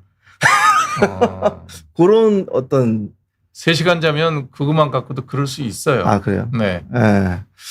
그래서 이거를 하드한 운동을 더 해서 더 쓰러지게 해야 되는 건지 아니면 아니요. 일단 제가 먼저 여쭤볼게요. 네. 커피 마시세요? 예, 많이 마십니다. 끊으세요. 아, 커피 끊어요? 예. 그다음에 녹차 마시세요? 예. 끊으세요. 아, 커피 녹차. 왜냐면 이 사람들이 이제 커피나 녹차나 이렇게 카페인이 들어있는 음료 있죠. 요즘 그 에너지 드링크 있잖아요. 그것도 다 카페인 덩어리예요. 제가 의존을 상당히 많이 해요. 이거 끊으세요. 왜냐면 각성을 해야 된다는 생각이 끊으시라고. 이거 마시고서 지금 몇 잔 마시는 모르겠는데 좋아한다는 거 보니까 이거 한 4잔씩 마시실 것 같은데. 그럼 잠 못 자죠. 일단 이거부터 끊어야. 끊어야 돼요. 카페인에 대해서 내가 이길 수 있다. 그거는 약물을 내가 이길 수 있다. 불가능한 거예요. 이것도 약물인가요? 약물이에요, 카페인. 그래서 지금 3시간 잔다 그러면 내가 제일 먼저 여쭤보잖아요. 커피 마시냐? 녹차 마시냐? 그다음에 뭐 말차든 이런 거 다 카페인 많거든요. 그러니까 앞으로는 제 말을 딱 믿으시고요. 그냥 입에 들어가는 음료수는 그냥 이거. 물. 숭늉. 보리차. 그래서 제가 한쪽 눈이 중심성 망막염이 걸려가지고 지금은 약간 불치병이 됐어요. 그 망막계 선생님이 이제 이게 완치가 안 된다 그래서 진행 안 되게 멈춰 놓으면 되죠. 그래서. 그런데 이제 그 잠을 좀 피곤한 상태로 있으면 극도로 안 보여요. 당연한 얘기예요. 사람의 형체가 안 보일 정도로. 그래서 그렇게 일단 잠은 7시간 내지 8시간 푹 자야 돼요. 건강의 기본이에요. 근데 못 자는 이유는 이제 하나씩 찾는 거예요. 그래서 1번이 카페인을 섭취하는 양이 얼마나 되는지 생각해 보시라는 거예요. 당장 끊기 힘들면 아침에 일어나서 먹는 한 잔. 그건 무조건 먹는데? 그거 끝내라고요? 그거로 끝. 그럼 생활 못 하는데? 생활 못 하더라도 그렇게 하고 적응하셔야 돼요. 몸에 들어간 카페인이 완전히 빠져나가는데 한 달 이상 걸려요. 담배랑 비슷해요. 그래서 그 한 달은 해롱해롱 할 거예요, 아마. 그러니까 담배 끊는데 힘들었어요. 해롱해롱 하거든요. 담배 들은 니코틴 다 약물이에요. 그 의존성이 마약 같지 않아서 그런 거지. 마약은 중독이 되면 이제 인격이 황폐화되고 이제 완전히 이제 내가 파괴가 되는데 이건 그 정도는 아니지만 잠은 못 자고 가슴 벌렁거리고 별별 일 다 생겨요. 끊어보세요, 정말. 제가 그리고 밤새는 일이 좀 생기고 그래가지고 왜 알약에다가 이렇게 동그랗게 생긴 거 뭐라 그러죠? 이렇게 길쭉한 거. 섞어서 먹는 거요? 이렇게 알약 먹고 이렇게. 그건 비타민일 거예요, 그건 아마. 그것도. 그건 상관없어요. 상관없어요. 근데 밤을 새는 일이 많다. 이것도 고치셔야 돼요. 어쩔 수가 없어요, 근데 그거는. 그러니까 수면 습관을 제대로 유지하는 거는요. 이것도 습관이거든요. 잠을 잘 자려고 그러면 일단 이제 카페인 음료, 뇌에 각성 효과가 있는 음료수는 먹으면 안 돼요. 아침에 한 잔 먹으면 그게 대사 시간이 보통 한 4시간, 5시간이니까 오후 되면 또 먹고 싶을 거예요. 그렇죠. 졸리고. 맞아요. 그때 그냥 쓰러져서 졸고 뭐 그렇게 하고 끝내야지. 그걸 또 마시잖아요. 그럼 계속 각성 상태가 유지가 돼요. 그러니까 나중에 밤에 잘 때쯤 되면 한 석 잔, 넉 잔 먹잖아요. 그러면 선잠 자요. 자는데 잔 것 같지 않아요? 금방 깨요, 금방. 그래서 일단 무조건 그거 끊으셔야 돼요. 그래서 제가 술을 거의 매일 마시거든요. 잘라고. 그러니까 나쁜 것만 골라서 하는 거예요. 나쁜 것만 골라서 하는 거예요. 커피 안 마시고 술 안 마시고 자면 되잖아요. 커피 마시고 술 마시고 억지로 자는 거예요. 알코올 때문에 이제 알코올은 이제 뇌를 좀 서프레이션을 하거든요. 각성을 좀 죽인다고요. 그러니까 뇌를 각성시켜 놓고 술로 덮어 있는 거예요. 근데 중요한 건 술을 먹고 자잖아요. 잠깐 자요. 금방 깨요 또. 술 깨면 금방 깨요. 그래서 그거를 완전히 바꾸시고 자, 뭐 야간 작업을 해야 된다. 그러면 거기에 맞게 이제 영화나 다른 여러 스텝들이랑 할 때 그럴 거예요. 스케줄 맞춰야 되니까. 그럴 때는 맞춰주고 낮에 자야 돼요. 낮에. 그럴 때도 역시 밤에 잘 때 한 잔 커피 먹고 일 다 끝나고 새벽에 오면 그냥 자야죠. 커피를 끊어라. 끊으셔야 돼요. 커피를. 타협의 여지가 없어요. 지금 이제 불면증 갖고 이제 뭐냐면 내가 정신과 의사는 아니지만 잠을 못 자서 피부병으로 오는 경우가 되게 많아요. 딱 물어보면 알죠, 제가. 맞아요. 몇 시간 주무세요? 몇 시에 자요? 그러죠. 이유 없이 막 간지러워요. 예? 막 간지러워요. 예. 온몸이. 예, 지금 봤잖아요, 제가. 긁어서 이렇게 된 거 다. 다 긁어서 이렇게 된 거예요. 자다가. 그래서 제가 그런 분한테 그러죠. 커피 끊으세요. 끊고 어떻게 살아요? 끊어도 죽지는 않아요. 아침에 일어나면 와이프 깜짝 놀래요. 너무 세게 긁어가지고. 저도 모르게. 그러니까 가려우니까 이제 이러고 자는 거거든요. 그래서 항히스타민제? 그거 봐요. 그거 잘 자면 그거 안 먹어도 되잖아. 이게 다 끊을 수 있잖아요. 자, 커피, 술, 항히스타민제. 그거 우리 건강에 하나도 득될 거 없어요. 대신에 정상적인 생활을 하잖아요. 어쩌면 악상이 탕 두드려 맞는 악상이 있잖아요. 거기 없어질 수도 있어요. 그러면 안 되는데? 아니, 그러니까 그렇게 해보시는 거예요. 왜냐면 우리가 약간 몽환 얘기 때 작곡이 나올 수도 있잖아요. 그렇죠. 네. 그래서 제가 강박관념이 3시 20분에 된 AM. 그거 왜요? 그때 너무 이 악상이 잘 떠올라요. 그러면 8시쯤 자서 네. 3시 20분에 딱 일어나면 좋죠. 오히려? 그렇게 하면 되잖아요. 오히려 이제 3시 10분까지 안 자고 기다리지 말고. 사이클을. 네, 뭐 나는 좀 초저녁부터 일찍 자서 한 3시나 4시쯤 일어난다. 오히려 일찍 자라. 네. 그럼 술을 언제 먹죠? 그러니까 건강해지죠. 사모님 너무 좋아하시겠다.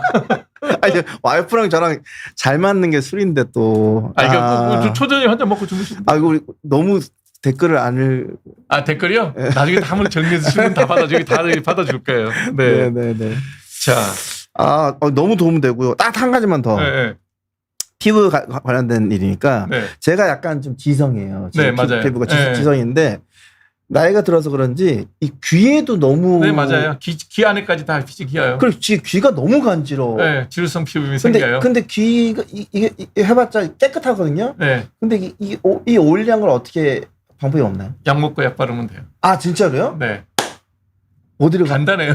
어디로 가면 되나요? 피부과 가시면 되고 너무 멀면 저한테 오셔도 되고. 뭐 저는 대치동에 있으니까. 가까워요 대치동. 네. 약 먹고 약 바르면 한 달이면 싹 좋아져요. 그럼 내일 가도 되나요? 내일은 제가 화수목은 일을 안 해요. 일 안 하시는 거예요? 화수목은 일하라고 월금토 일하니까. 약으로 해도 되는군요. 약 먹으면 돼요. 네. 알겠습니다. 저는 그러면 궁금한 게 해결됐죠? 좀 많이 해결됐습니다. 네. 네. 야, 정말 잠자는 건 커피 끊으셔야 돼요. 일단 커피 녹차를 끊어야 되는 거예요. 네. 카페인은 무조건 끊으셔야 되고 카페인 음료 드시지 마시고. 네. 여러분 제가 이렇게 힘들게 음악을 하고 있습니다. 원래 창작이 너무 힘들어요. 저는 너무 힘들죠. 음악이나 뭐 미술을 할 줄 몰랐는데 책을 한 권 쓰잖아요. 그럼요. 죽을 것 같아요. 저 매일 합니다. 쓴다고 약속을 하고 써야 되잖아요. 네. 뭐 6개월이면 석 달에 6개월에 원고를 써야 되는데 하여튼 뭐 컴퓨터 앞에 앉으면 쥐가 나는 거예요. 머리가 아프고. 그걸 제가 35년 동안 하고 있습니다. 지금. 그러니까 내가 그 창작하는 사람을 제가 굉장히 존중하고 존경하는 게 우리 같은 사람들은 읽고 정보를 취득한 다음에 리피트하면 되거든요. 반복하는 일을 하는 거예요. 그걸 능수능란하게 잘하면 좋은 의사예요. 물론 이제 우리도 새로운 치료법을 연구하고 개발하긴 해야 되지만 그거는 나 혼자 될 일도 아니고 시간이 걸리는 일이고 그리고 내가 꼭 안 해도 남이 하는 거 차용하는 거에 대해서 저작권도 없고 그래요? 우리는 누가 신기술 만들었다 그러면 딱 공유하는 거지 그건 저작권이 없어요. 최근에 눈 노안 극복? 안약 조금만 넣으면 렌즈에다 코팅이 돼가지고 이제 시력 교정해 준다는 건데 그게 개발됐다고 아직 완성된 건 아니고 그죠? 신문에 나온 게 이제 상용화 되려 그러면 안정성 10년 정도 더 걸리죠. 더 걸리는 뭐 가능한 얘기죠. 라식도 하는데 뭐. 그러면 망막 쪽은 어때요? 그게 이제 신경계이기 때문에 이거는 기계적이에요. 앞에 있는 각막 쪽은 그냥 기계적으로 모든 게 해결이 되는데 이쪽 뒤쪽은 가면 신경이에요. 그래서 신경 재생을 해야 되기 때문에 굉장히 어려운 거고 잘 주무시면 되게 좋아져요. 그래요? 네. 잘 자야 돼요. 제 눈도 좋아질 수 있...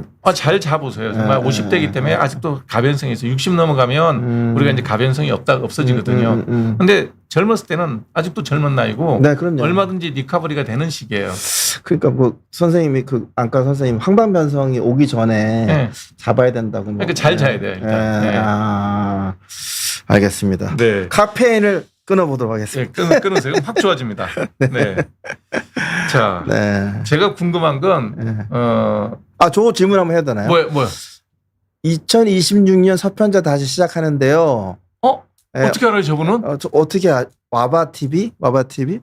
그 본인 적이에요. 그러시구나. 네. 닉네임이에요. 2026년에 서편제 공연합니다. 공연하고 지금 캐스팅 단계에 있고요. 또 유봉 같은 경우는 캐스팅 끝났어요. 그래서 송화는 아마 아직도 받고 있을 거예요. 안 정해졌어요? 네, 100%는 아닙니다. 기본적인 송화는 있는데. 그래서 2026년에 서편제 함께 하실 수 있습니다. 그렇구나. 참, 이 의학 방송에서 왜 섭외했는지는 아세요? 제 그 팬 중에 규호라고 있는데 그 네. 친구가 여기를 추천했었어요. 그분이 여기 열렬한 구독자예요. 그러니까요. 그래가지고 2년 전에 제가 깜빡 잊고 답변을 못했어요. 스케줄을 잡으셨는데 여기 그 피디님이 그래가지고 저는 연락이 안 온 줄 알았어요. 너무 바빠가지고. 근데 이제 규호가 다시 한번 얘기하길래 봤더니 2년 전에 제가 답변 안 한 문자가 있는 거예요. 그래도 너무 죄송해가지고 무조건 나가고 싶다 그래가지고 이제 오게 된 겁니다. 잘 오셨습니다. 예. 저도 오늘 너무 잘 왔네요. 선생님한테 아주 금가옥조 같은 얘기를 들어가지고. 요게 안 되면 그다음에 정신과 가셔야 돼요. 네. 그러니까 그건 맨 마지막에 내가 할 수 있는 것들 다 정리하고 운동량을 늘릴 필요는 없고요. 그 카페인만 끊으시면 돼요. 자, 제가 궁금한 게 뭐냐면 되게 이제 사회적으로나 음악계에서 영향력이 큰 사람이에요. 네. 근데 정치적인 발언을 저만큼 열심히 하셨더라고요. 정치적인 발언? 저는 공개적인 정치적인 발언을 하고 누구를 지지한다는 얘기를 공개적으로 하거든요. 대개는 안 하시잖아요. 그렇죠. 왜냐하면 손해가 많으니까요. 그렇죠. 근데 이제 대중예술을 하잖아요. 그렇죠. 대중예술을 하는 사람의 입장에서 서민의 삶 그리고 이제 일반적인 저의 음악을 들어줄 리스너 분들의 삶이 안정되지 않고 대중예술을 할 수가 없어요. 그거는 음악뿐만 아니고 또 연극이 됐든 아니 뭐 예전에 코로나 걸렸을 때 모든 공연을 다 죽고 지금 우리 전 세계 영화가 힘든 요인도 코로나가 굉장히 크거든요. 코로나 때 이제 넷플릭스가 생겨서 이제 걔네들이 돈을 다 벌죠. 그렇죠. 이제 좀 그 미디어가 바뀌어가는 플랫폼이 바뀌어버렸죠. 근데 어찌됐든 산업은 죽어가고 있어요. 그런 것들을 볼 때 이제 서민의 삶이 안정적이어야 되고 그분들이 먹고 사는데 지장이 없어야 되고 그래야지 더 엔터테인먼트 산업은 또 융통하게 잘 되죠. 그런 측면을 볼 때 제가 생각할 때 그 서민의 삶을 갖다가 잘 대변해 줄 수 있는 사람에 대해서 대중예술가의 한 사람으로 얘기하고 싶더라고요. 그리고 제가 아이들한테 제가 만든 가훈이 있는데 쪽팔리게 살지 말아라. 이게 제 가훈이거든요. 예를 들어서 물어봐요. 선유라, 시우라. 이렇게 할머니가 무겁게 이렇게 짐을 들고 가시면 그걸 갖다가 지나치면 쪽팔려 안 쪽팔려? 쪽팔려요. 그럼 어떻게 해야 되겠어?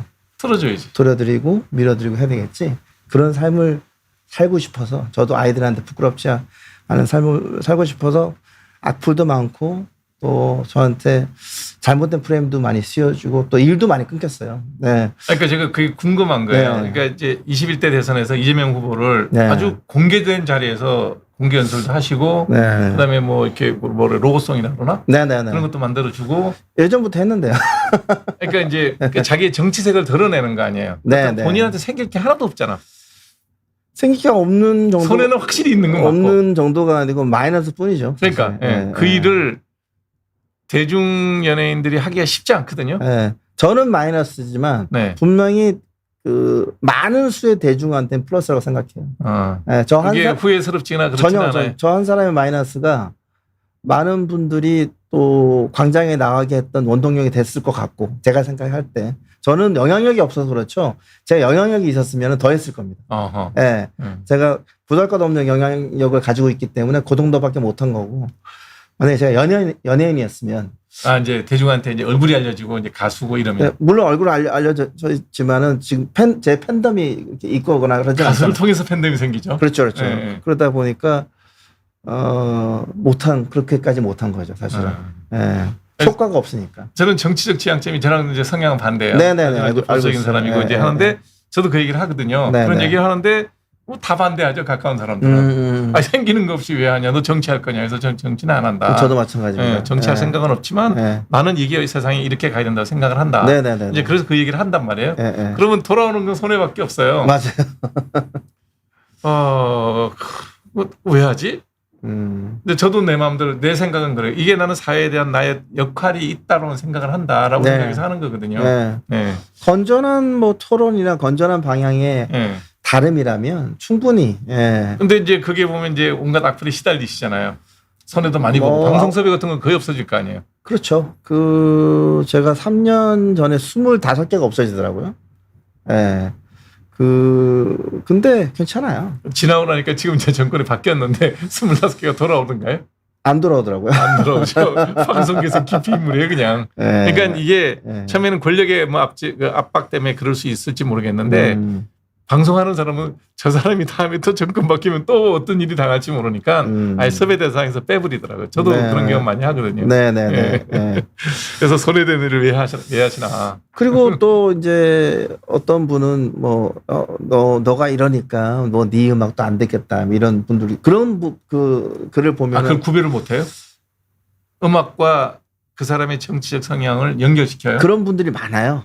굉장히 많습니다. 예, 굉장히 많은데 처음에는 그런 분들 보면 가슴이 아프다가 이런 생각이 들더라고요. 아마 다 못 걸을 텐데. 그걸 그렇게 연결시키나? 예, 그런 생각이 들기도 하고 보통 이제 저한테 욕하는 분들은 뭐 중국인이라고 얘기하고. 그게 이제 저도 듣는 얘기예요. 요즘에 막 그렇게 하는데. 너 화교지. 뭐. 말이 안 되는 얘기잖아요. 너 화교지. 말이 안 되는 얘기니까 그냥 웃어 넘기죠. 뭐. 저랑 반대 입장에서 또 이런 정치적인 발언을 하는 저는 되게 좋아해요. 그러니까 그게 멱살잡이하는 것도 아니고 내 생각은 이러하니까 내 생각이 동의하는 분들 여기 지지해 주십시오라고 하는 건 옳은데 거기다 대고 너 화교지 그러면 할 말이 없더라고요. 그러니까 저는 기본적으로 이제 정치 성향이 다르더라도 한 발자국 떨어져서 같은 곳을 걸어간다고 생각해요. 그럼요. 그러니까 가는 곳은 마찬가지고 좋은 세상을 만들기 위해서 하는 거잖아요. 그러니까 그 방법이 다를 뿐이지. 그런데 이제 갑자기 사선으로 걸어가 버리면은 이렇게 가죠. 이거는 조금 문제가 있는 거죠. 이제 그런 게 이제 음악을 통해서라든지 뭐 어떤 다른 정치를 벗어난 영역에서 같이 가야 된다는 게 아우러치면 그리고 너무 매몰되지 않았으면 좋겠어요. 그렇죠. 그게 내 삶의 전부는 아닌데. 그러니까요. 네, 맞습니다. 자, 제자도 많이 키웠죠. 주제가 뭐 많이 키웠죠. 후배도 많이 있고. 후배도야 뭐 인간적으로 배신한 놈이라고 만들고 배신한 분도 있고 아직까지도 이제 꾸준하게 잘 가는 사람들은 얘기할 거 없지만 그럴 때 이게 상처 받지 않아요? 엄청 크게 받죠. 뭐 말해 뭐합니까? 그것 때문에 불면증도 생겨요. 맞아요. 분노가 잠 못 자게 합니다. 제가 이제 영혼이 없는 것에 집중하지 않는다. 이게 제 혼자 생각하는 명제 중에 하나인데, 저한테는 가장 영혼이 있는 거죠. 물론 가족이 첫 번째고. 당연한 얘기죠. 제 주위를 둘러싸고 있는 것 중에는 악기인 것 같아요. 저한테는. 저한테는 피아노, 그리고 기타. 그러니까 다가서기 전에 이미 설레요. 이 친구들은. 너무 좋겠다. 그리고 이제 악기가 좋은 점이 뭐냐면, 악기 혹시 하시는 거 있어요? 제가 피아노 얘기 좀 해드릴까요? 너무 하고 싶었어요. 동기는 뭐냐면 리차드 기어가 옛날 영화에서 프리티몬에서 피아노 치는 게 나와요. 네네네. 너무 멋있어요. 멋있어서. 좋죠. 좋은 동기거든요. 동기는 확실했어요. 나도 분명히 저렇게 한번 해보고 싶다. 했어요. 그래서 레슨을 받으면 이제 오른손 왼손 따로 배우잖아요. 네네네. 함부로 잘 못하니까. 이 리듬 여기 이제 화음 이렇게 해서 열심히 외웠어요. 외웠어. 합치세요. 안 합쳐져요? 왼손은 왼손 따라가고 오른손은 오른손 따라가고 6달 배우고 난 다음에 선생님이 포기했어요. 아니요. 그렇게 생각하실 게 아닙니다. 그러니까 이렇게 생각해 보세요. 음악을 물론 배우는 것도 좋은데 음악이 왜 탄생했을까요? 그걸 어딘가 자연음에서 누군가 원시 시대 때부터 그러니까 자연의 음악을 예를 들면 아담과 이브가 있다고 가정하면 아담과 이브가 최초의 저는 아담과 이브의 최초의 대화가 음악이라고 생각해요. 왜냐하면 음악도 커뮤니케이션이거든요. 그렇죠. 그럼 그 음악이 뭐였을까? 그렇겠죠. 이런 거였잖아요. 지금 우리가 뭐 피타고라스부터 시작해가지고 뭐 도레미파솔라시도가 정해지고 수많은 어떤 음계를 만들고 뭐 역사적인 이게 있겠지만 그게 없다고 생각하면 목소리는 할 수 있어요. 뭐든지. 근데 그걸 갖다가 이 피아노 건반이 있잖아요. 그냥 그걸 쳐보세요. 그냥 이거 갖다가 화성 생각하지 말고 그리고 본인이 기분 좋게 마치 아이같이. 아이한테 피아노 치려면 어떻게 쳐요? 그냥 쿵쿵쿵쿵 치잖아요. 그럼 피아노는 과연 어떤 악기일까요? 타악기입니다. 타악기. 그렇죠. 때리는 악기잖아. 타악기잖아. 타악기를 잘 두드려 가지고 아름다운 하모니나 멜로디를 만들 때 그게 좋은 음악이 되는 거잖아요. 네. 음악을 처음 시작하시잖아요. 네. 좋은 음악 할 수 있어요? 6개월 가지고? 도레미파를 그렇게 정해진 대로 보고 치질 않아요. 도레미파 할 필요 없다니까 처음에는. 그냥 음악을 듣고 아까 그 좋아하는 음악 뭐라 그랬죠? 그 최근에 좋아하는 그 사계. 사계 말고 풀꽃. 풀꽃. 네. 그런 걸 쳐보세요 그냥. 오른손으로만. 오른손으로만. 그러다가 예를 들면 뭐 미파솔 레미파 도레미 이게 있다. 그럼 미파솔 미파솔은 과연 여기 어떤 게 올까? 미파솔이니까 도가 오면은 1도가 되겠네. 그렇죠? 네. 레미파 이거 세븐음이 살짝 있으니까 5도가 오게 되면 또 종지부가 되겠네. 이렇게 찾아가 보는 거예요. 그냥. 수학 잘하시잖아요. 그러니까 그렇게 찾아가 보시다 보면은 굳이 안 배워도 돼요. 그러다가 막힐 때 유튜브를 보세요. 그래서 나는 음악은 소질이 없구나. 뭐 그런 아니에요. 포기를 했죠. 그러니까 그래서 지금 피아노는 내가 방에 그냥 처박혀 있어요. 음악을 너무 아깝다. 그게 얼마나 외롭겠어요. 글쎄 가끔 이제 손주들이 와서 치죠. 아이고 조율 꼭 해주셔야 됩니다. 아니 그 전자음악 전자피아노 있었어요. 너무 커서. 디지털 피아노. 디지털 피아노. 어쨌든 그걸 한번 해보세요. 해봐야 되겠네. 당장 좋아하는 음악에 그건 음악 찾아갈 수는 있잖아요. 그렇죠. 그거는 좀 알죠. 그렇게 찾아가다 보면 악보를 보지 말고. 그렇죠. 듣고 내가 듣는 건 할 줄 아니까. 그냥 아예 아이라고 생각하고 아이라고 생각하고 찾아가서 하다 보면은 왼손도 나도 모르게 가게 돼요. 두드려 보다가 비슷한 어울리는 거 틀리면 어떻습니까? 그렇지. 시험 보는 것도 아닌데. 나 혼자 좋으면 되지. 그러다 보면 뭔가 본인만의 뭔가가 되죠. 얘랑 나랑 그러면 이제 진료 다 보시고 빨리 하고 싶을 거야. 오늘은 어떤 곡을 해볼까? 그러면 굳이 선생님 필요 없는 거죠. 야, 그렇구나. 이 아이와 나랑 지내는 시간을 많이 갖다 보면은 친구가 되거든요. 숙제처럼 하지 말고 그냥 앉아서 그냥 두드려 보는 거구나. 왜 굳이 어렵게 남이 시키는 대로 평생을 남이 시키는 대로 공부하셨으면서 그럴 필요 없죠. 모르니까 배워야죠. 우리는 운동도 책 읽고 배워요. 근데 어쨌든 제가 그 얘기 하다고 그랬잖아요. 이 영혼이 있는 애거든요. 그러니까. 악기라는 거. 영혼이 있는 친구들, 사람을 배워서 친합니까? 그건 아니죠. 아니잖아요. 악기도 마찬가지예요. 그냥 페이스 투 페이스로 만나가지고 계속 친하게 지내다 보면은 어느새 나랑 친구가 돼 있고 막 잘 때도 그 친구가 생각나고 그렇게 돼요. 여러분 갑자기 제가 피아노를 잘 친다 그러면 우리 윤쌤들이라고 생각하시면 될 것 같아요. 네. 그래서 인간관계에서 그런 상처를 받을 때 어떻게 극복하세요?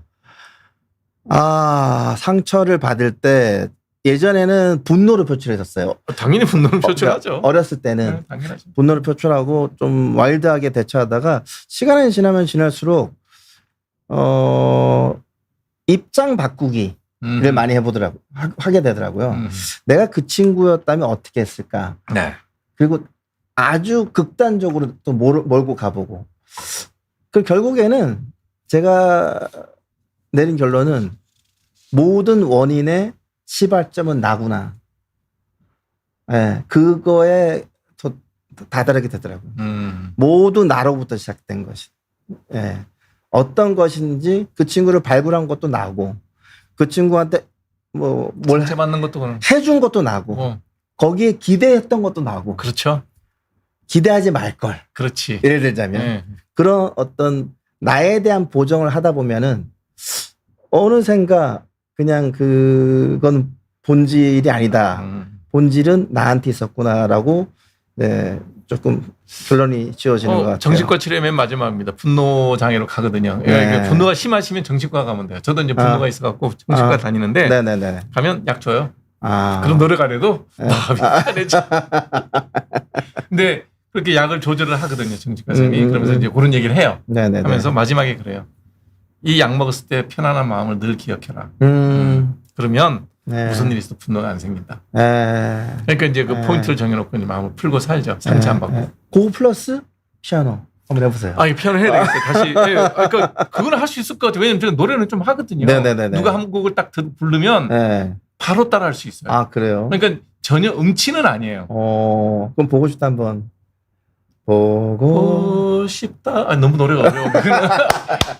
음악이 네네. 따라 부르는 음악이 있고 네네. 듣는 음악이 있어요. 그냥 확실히 알아. 이현미 씨 노래는 네. 듣는 노래지. 요거는 김범수 노래입니다. 보고 싶다는. 보고 싶다는 이현미 씨 노래나 김범수 노래도 그 노래는 어려워. 아, 그래요? 그러니까 따라 부를 노래가 있고 네. 들을 노래가 있는데 듣는 노래는 그냥 듣고 마는 게 나아요. 따라하면 너무 추해. 아니에요. 안 올라가는 건 어떡해. 키를 낮추면 되죠. 키를 낮춰도 우리가 쓰는 게 보통 한 옥타브 반, 우리가 쓸 수 있는 게 보통 사람의 두 옥타브는 못 써요. 선생님 보니까 음악에 대한 고정관념이 좀 있으시네. 음악에 대한 고정관념이. 제가 안 되는 건 안 된다는 거죠. 아니에요. 하면 돼요. 그거 생각하지 마세요. 세상에 안 되는 거 없습니다. 삑살이 나는데 속된 말로 나면 어때요? 쪽팔리죠. 아니 나 혼자 쪽팔린 게 어딨어요. 네, 제가 이제 애들 가르칠 때 항상 하는 말이 있어요. 자신감 있게 틀려라. 삑소리 나도 괜찮아요. 그러면 그 음은 언젠가 정복이 돼요. 근데 자신감 없이 계속 내잖아요. 절대 정복할 수가 없어요. 예를 들면 레에서 미로 못 가는 친구가 있어요. 왜 그러냐면 자신감 없이 레를 내서 그래요. 그럼 그 친구는 키가 점점 낮아집니다. 높아지지 않고. 네. 왜? 아니면 가성으로 가게 됩니다. 내 목소리로도 계속하면 갈 수 있어요. 갈 수 있어요. 갈 수 있습니다. 충분히. 본인이 음악적 재능이 많아서 그런 거고. 제가 지금 35년 동안 수많은 가수들을 가르쳐 봤잖아요. 네. 네. 지금 뭐 예를 들면 유튜브에 나오는 뭐 특정하지 않았으니까 헛소리 하는 사람들 되게 많은데 네. 중요한 거는 소리는 높이 지르려면 내려야 돼요. 성악가들이 보통 배에서 내잖아요. 배에서 이렇게 내리잖아요. 네. 누가 고기 쳐들고 고음 내는 사람이 있어요? 안 되니까 그렇죠. 그러니까 보통 이제 노래 가르칠 때 항상 턱을 당기고 그러니까 의자에 털썩 주저앉듯이 주저앉을 때 하면 한음이 더 올라가요. 그런 기분을 가지게 됩니다. 네. 그거는 이제 약간 팁이고 그리고 노래 같은 경우도 안 올라가는 게 어디 있습니까? 키를 내리면 돼요. F키로 불렀으면은 E키로 불러. 아니면 D키로 불러요. 내리면 돼. 피아노 있으니까 예를 들어서 아까 같은 멜로디가 있어요. 미파솔 이게 좀 C키로 안 돼. 그럼 내려가지고 뭐 B 플러스를 해보고 또 안 되면 A로도 해보고 안 되면 뭐 A 플러스를 해보고. 근데 어떤 노래는 보면 이렇게 뭐 두세 옥타브를 오르내리는데 그까지 가지 마세요. 그냥 좋아하는 그것만 하세요 그냥. 그러니까 그거밖에 안 된다는 거죠. 그러니까 아니 그러다가 점점 늘려가면 된다는 거죠. 계속해서 하면 이게 브릿지 파트에 요만큼의 음역대가 있는데 갑자기 후렴구에 가서 이렇게 높아지는 경우가 많지가 않아요. 특히 벌스 파트랑 브릿지 파트에는 비슷비슷합니다. 네. 그 레인지가. 물론 이제 후렴구 가서 좀 확 올라가죠. 브릿지까지 마세요, 그냥. 그리고 후렴구 어떻게 하느냐? 키를 낮춰서. 네. 그때 되게 쪽팔려요. 쪽팔린 게 어딨습니까? 또 다른 음악을 창조하는 겁니다. 내 방식으로? 네, 그럼요. 그렇게 생각하시면 돼요. 노래방 다시 가야 되겠다. 아니, 이렇게 우리 윤쌤 모시고 얘기하다 보니까 시간 가는지 모르게 얘기하는데 한국 음악에 대해서 한마디만 좀 해주시죠. 지금의 방향성, 그다음에 과연 케이팝이라는 게 이런 경제적인 가치가 얼마나 더 지속될 수 있을지, 또 그걸 오래 유지하려면 어떻게 해야 될지, 그게 이제 정부의 정책적인 문제도. 이번에 박진영 씨도 그런 장관급이죠, 거기가? 그렇죠. 이제 그런 분들이 이제 정부의 지원이 이제 어떻게 뒤에서 도와주는 걸 거란 말이죠. 그렇죠. 그런 거, 그다음에 경제적으로 투자, 그다음에 작곡하시는 분, 작사하시는 분, 음악 하는 직접 가수 또 발굴하는 과정, 뭐 우리 연습생 문제 되게 많았잖아요. 그런 걸 개괄적으로 한번 얘기해서 이런 방향으로 가야 이게 우리의 미래의 먹거리 중에 한 축이 될 수 있다. 산업적인 측면으로 보자면은 지금은 양극화가 너무 심각합니다. 음악계도요? 굉장히 심각해요. 그러니까 거대 기획사와 아주 영세 기획사로 나눠지고 그 중간 단계 회사가 가장 힘들어요. 왜냐하면 아예 이제 인디 쪽은 그 시장을 바라보고 이제 하기 때문에 크게 돈이 들지 않기 때문에 괜찮은데 이제 아이돌을 데리고 있는 중간 기업 회사 같은 경우는 거대 회사 기획사를 바라보고 하기 때문에 거대 회사는 뮤직비디오 한 2, 3억, 뭐 10억씩 쓰잖아요. 그렇죠. 그러면 대중들의 눈은 거기에 가 있어요. 그게 화면이 좋죠, 보기가. 아니, 돈 쓴 만큼 또 모양이 보기가 좋다, 우리 입장에서. 그렇죠. 그러면 거기에 맞추려면 이제 그야말로 이제 가랑이 찢어지는 거죠. 그렇게 가지 말고 제가 생각할 때는 산업의 다양성이 되려면은 이런 음악도 있고 저런 음악도 있고 그러니까 아이돌 음악 중에서도 다양한 음악들이 존재하려면 더 이상은 이렇게 아주 큰 기획사만 쫓아가는 이런 행태는 좀 지양되어야 되지 않을까 생각하는 거죠. 그러면 미디엄 사이즈의 그 활동하는 기획사나 거기에 활동하고 있는 가수들의 시장을 만들어줄 수 있는 건 소비자 분들도 계시겠지만 네. 음악가의 목도 있을 것이고 예컨대 영화를 보자면 최근에 그 영 감독님이 얼굴 같은 경우 아주 저예산으로 2억 가지고 만드셨다고 하던데 저는 그런 영화가 많아져야 된다고 생각해요. 영화계가 더 발전하려면. 그렇죠. 예, 마찬가지로 음악계도 물론 뭐 왜 다양한 음악을 안 들어라고 대중들한테 얘기하면 안 돼요. 다양한 음악을 만들어야죠. 그렇죠. 다양한 음악을 제작하고 다양한 또 아티스트를 만들어 나가고 다 우리의 책임입니다. 예. 네, 대신에 누군가는 그거 갖다가 만들어 나가는 또 기획사가 필요하잖아요. 그 기획 단계에서부터 다양한 기획을 좀 하고 또 산업적으로는 그렇고 그리고 음악적으로 보자면은 과연 우리 건가 이게? 과연 이게 어디서부터 왔는지 K-팝이라는 단어는 사실 J-팝에서 왔다고 그렇죠. 봐야 되는 건데 J-팝은 80년대에 시작된 80년대 후반에 시작된 단어예요. 그렇죠. 일본에서 J-팝 J-웨이브로 시작된 거죠. 단어인데 K-팝이라는 단어는 신기하게 우리나라에서 만드는 단어가 아닙니다. 물론 제가 저 같은 사람들이 90년대 그때 당시 시부야 K라는 장르가 이제 우리나라의 싸이월드 때문에 흡수가 되면서 네. 프리템포 이런 친구들이었을 거예요. 되면서 J-팝이라는 단어가 확 들어왔어요. 우리나라에. 그러면서 J-팝 그럼 우리나라 K-팝 할까라고 제가 농담삼아 했던 기억이 나요. 그 시대쯤에 90년대 후반에. 그때 우리가 이제 일본이랑 대중문화가 완전히 트였죠. DJ 시대 때. 그랬는데 이제 아이돌 팝이 세계 시장에 나가면서 J-팝과 구분되는 K-팝이라는 단어가 오히려 외국에서 불려지기 시작했어요. 역으로. 그래서 우리나라에 오히려 정착이 된 케이스거든요. 근데 저는 그 장르 요즘 보면 이제 물론 뭐 외국 작곡가가 많이 만들었다고 해서 그게 K-팝이 아니냐 그건 또 퀘스천이 있을 수 있겠지만 과연 거기에 예를 들면 예컨대 아프리카의 아프로 뮤직이라든지 아파소나타 같은 음악들은 꼭 그 나라 음악 민속 음악이 들어갑니다. 그렇죠. 레게도 그렇고 레게 같은 경우는 이제 라틴 음악이 있죠. 고유 색깔이 있어요. 물론 국악을 넣자는 얘기가 아니고 뭐 이런 뭔가 우리만의 소울이 있는가라는 거는 고민을 해야 되겠네. 고민해보고 음악가로서 최소한 시도를 해야 된다라는 생각이 있는 거죠. 이제 이거 음악적인 견지로 봤을 때는 그래야지 오리지널리티를 갖다가 더 많이 만들어갈 수 있고 더 오래 갈 수 있지 않을까 생각이 된 거죠. 왜냐하면 지금은 이제 전 세계와 결여해야 되는 거잖아요. 그렇죠. 그러면 과연 우리나라 음악인이 전체가 다 그거 노력 안 하고 없어졌을 때, 그러면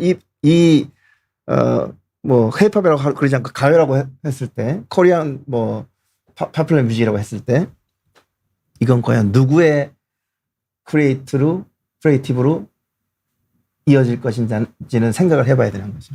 예, 지금 많은 또 부분의 크리에이티브가 외국 아티스트로 채워지고 있거든요. 실제로 작곡은 뭐 글로벌 기획사가 한국 기획사고 가수가 한국 가수인 거지.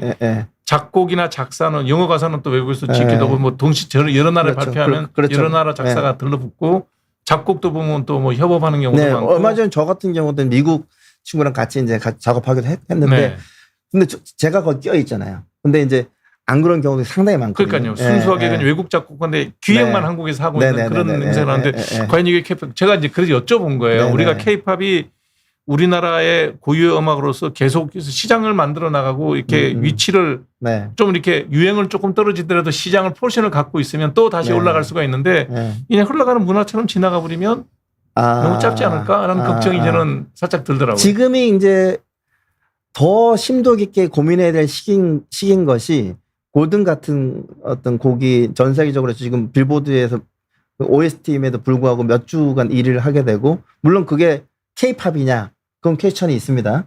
근데 우리 거라고 생각을 하잖아요. 많은 분들이. 이럴 때가 오히려 기회일 수 있고 위기일 수도 있는데 기회로 만들 수 있다는 거죠.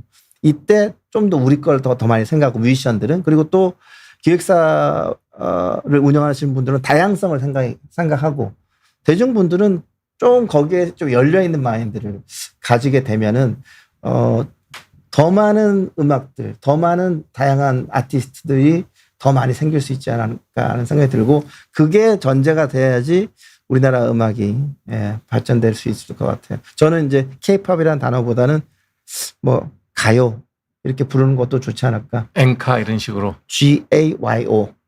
오히려 K-팝보다 그걸 갖다가 좀 이렇게 알리는 것도 좋지 않을까 생각이 들긴 합니다. 트로트에 좀 더 이렇게 많이 활동하실 건가요? 저는 트로트는 잘 몰라요. 그냥 본인은 트로트에 대한 장르는 별로 연구를 안 하시나요? 국악은 좀 접목하실 생각이 있다는. 국악 프로젝트는 뭐 당장 내년부터도 나올 것들이 굉장히 많이 있는데 트로트는 아직까지 제가 어려운 것 같아요. 저는 제 정서가 거기에 닿기가 아직까지는. 근데 우리가 불러보면 힘든 부분이 있습니다. 저도 트로트를 듣는 걸 좋아하지는 않아요. 근데 노래방 가서 노래 부르려면 트로트 부르는 게 제일 쉬워요. 아마 음역대도 비슷하고 음악 구성이 펜타토닉이라든지 단순 음으로 돼 있어가지고 좀 더 우리가 부르기도 표현하기 쉬울 수 있죠. 그다음에 조금만 술 한 잔만 들어가면 그래도 끊는 것도 돼요. 트로트에 착착 끊는 맛이 있잖아요. 그래서 이게 정말 몸속에 녹아있네. 내가 듣는 건 다 발라드인데 팝송도 좋아하고 근데 노래 부르려면 선곡하면 다 트로트예요. 그래서 내가 이게 뼈에 우리 피 속에 녹아있나 이런 생각도 살짝 들기는 해요. 많이 들어왔으니까 어렸을 때부터. 그렇죠. 어렸을 때 굉장히 예를 들어서 뭐 가요 무대 같은 것도 많이 보고 또 TV에 라디오 뭐 무수하게 많이 나왔었잖아요. 그렇죠. 자 마지막으로 한 번 요 질문 할게요. 지금까지 내가 한 1000곡 이상 만드셨죠? 네, 1000곡 넘게. 제가 저작권을 알아봤더니 870곡이 저작권료가 나가고 있던데. 아닙니다. 더 되나요? 1200곡 정도 될 거예요. 저작권이 나오는 게? 네네네. 한 곡만 고르시려면. 이 노래만큼은 내가 윤희상이랑 딱 이름이 붙어서 나갔으면 좋겠다. 다음에 발표될 제 노래입니다. 역시 대중음악을 하는 분이 할 수 있는 대답이라고 생각해요. 뭐 아직까지 아직은 앞으로 여러분들한테 보여드릴 음악이 훨씬 많고요. 그리고 큰 프로젝트 기획하고 있는 게 굉장히 많이 있습니다. 내년에 또 제가 35주년이기도 하고요. 데뷔 또 뭐 공연도 하고 또 밴드 어느 일상이라는 밴드 있거든요. 또 공연으로 또 본인이 직접 노래도 하세요? 아니요, 저는 이제 거기서 피아노하고 바이올린, 첼로 그리고 국악기 중에 생황이라는 악기 있습니다. 그리고 또 보컬리스트 있고 이렇게 해서 제 그룹이 밴드가 있어요. 어느 일상이라는 밴드가 있고 이 얘기를 꼭 해야 되는데 여러분 프로듀설이라는 제 유튜버가 있습니다. 프로듀설. 썰. 프로듀설. 썰 푼다 그럴 때. 프로듀서인데 맨 끝에 글자만 썰로 좀 여러분. 유튜브 운영하고 계시는구나. 유튜브 하고 있습니다. 바빠서 몸이 하나인데 어떻게 그걸 다 하세요? 혹시 뭐 피부과 상담할 일 있으면 부르시면 가서 제가 썰 풀어드릴게요. 피부과 너무 할 게 많고요. 우리 딸내미가 또 이제 좀 피부가 예민해가지고 한번 데리고 가야 돼요. 제가 볼 때는 제가 제 곡이 될 것 같은 느낌. 그래요? 좋습니다. 술은 좀 드세요? 네? 술은 좀 드세요? 저는 뭐 가리는 건 없는데 절대로 내 몸에 무리 갈 짓은 안 해요. 아니 반주로 한잔 하면 되죠. 그건 할 수 있어요. 요건 다 펴주고 가야 되는데 요즘 AI가 노래를 기막히게 작곡하던데 작곡가는 어떠세요? 작곡가로서 어떠냐고요? 기가 막히게 작곡 안 하던데요. 아니 요즘 노래 나도 AI 노래 하나 들었는데 그냥 만들 수 있다 정도인 것 같아요. 그렇죠. 아직까지는 대중적으로는 그렇고. 근데 사실 더 많이 발전하면 좋죠. 여러 가지 경쟁적으로. 예를 들면은 지금 많은 작곡가들이 모여서 송 캠프라는 걸 하거든요. 제가 태어나서 얼마 전에 처음으로 해봤어요. 송 캠프를. 내 친구를 이렇게 불러서 여러 친구 젊은 친구들이랑 같이 제가 그 세션을 2번 해봤거든요. 근데 AI랑 언젠가 송 세션을 할 수 있지 않을까? 저는 그런 생각이 들어요. 더 많이 발전되면 지금 AI가? 지금 그 수준은 안 되는데 저는 그걸 기대하고 있습니다. 예민한 질문들 많이 하신다. 편곡의 저작권 보도 궁금해요. 편곡 글쎄요. 이건 좀 어려운 부분이네요. 네. 편곡도 이미지가 좀 비슷하다면은 그렇죠. 근데 AI가 또 이런 부분이 또 있잖아요. 그러니까요. 예를 들면은 한스 지머 음악 스타일로 이렇게 만들기도 하고. 넣으면 그렇게 해준다 그러더라고요. 또 예를 들어서 어떤 K-팝 스타일로 하라 그러면 또 비슷한 부분에 또 편곡이 나오기도 하는데 OLYYYER 굉장히 생각해 볼 만한 굉장히 중요한 질문을 해주신 것 같아요. AI 편곡까지 나오면 이게 이제 맞아요. 많이 사실 지금 이런 관련돼서 법안들이 준비가 되고 있을 겁니다. 미국 같은 경우도 준비하고 있는 걸 알고 있고요. 네. 사실 미국에서 스티브 잡스가 우리 음원 하는 게 뭐였죠 그때 아이폰 나오기 전에 아이팟 그거 했던 게 원래 우리 기술이거든요. 네네네. 근데 우리 기술이 원천 기술이고 애플이 가져간 원래 아이리버 했던 그건데 제가 회사 했을 때 첫 투자사가 아이리버였어요. 근데 그 친구가 뭘 했냐 그러면 음악에 음원하는 갖고 있는 미국의 유명 프로듀서들이나 음원 회사들이 있잖아요. 음원 회사는 계약을 먼저 한 거예요. 아이리버는 그걸 안 했고. 맞아요. 그것 때문에 아이리버가 아이팟에 졌다 그러더라고요. 그러니까 이 저작권료는 되게 중요한 것 같아요. 지적재산권은 중요하죠. 스티브 잡스가 그러니까 미국의 음원을 갖고 있는 모든 소니 뮤직에 유명한 사람들을 다 만나서 너 지금 아이리버 하는 거 봤지? 쟤도 전부 다 불법으로 음원 다운로드하는데 돈 한 푼도 못 받지? 옛날에 소리받아. 소리받아. 나랑 계약 안 하면 쟤들 다 너네들 음원 다 가져가. 한 푼도 못 받아. 나랑 계약해. 이걸로 아이팟이 세계를 그러니까 뭐 양성화 시킨 거죠. 사실은. 그렇죠. 양성화 시키면서 자기 사업을 음원 비즈니스를. 와바TV는 재밌는 얘기했어요. 90년대 스타일 옛날 음악 다시 들을 수 있게 작곡해 주면 안 되나요? 그러는데.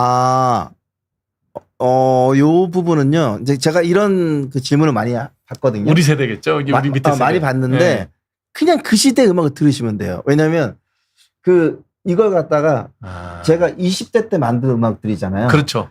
20대 일상의 음악을 들어주시면 안 될까 생각하는 거죠. 저는 지금 2025년을 살아가고 있잖아요. 50대로 살아가고 있기 때문에 저는 앞으로 60대에 나올 음악이 궁금하거든요. 모르죠, 나도. 저도 모르고 너무 기대가 돼요. 근데 그 음악을 기대해 주셨으면 좋겠습니다. 90년대 스타일의 음악이 궁금하시면 그때 음악을 들으면 된다. SES 음악 아직 못 들어보셨죠? SES 음악은 관심이 없다니까요. 제가 소녀시대 음악도 들은 적이 없어요. 소녀시대 음악. 근데 태연이 음악은 듣고선 너무 좋더라고요. 찾아 듣듯이 또 들어주시면 좋지 않을까 생각됩니다. 그러네. 천재 작곡가님의 영감을 어디서 받으시나요? 모든 곳에서 받습니다. 정말. 지금도 받고 있고요. 제가 뭐 화가 나는 일이 있어도 받고.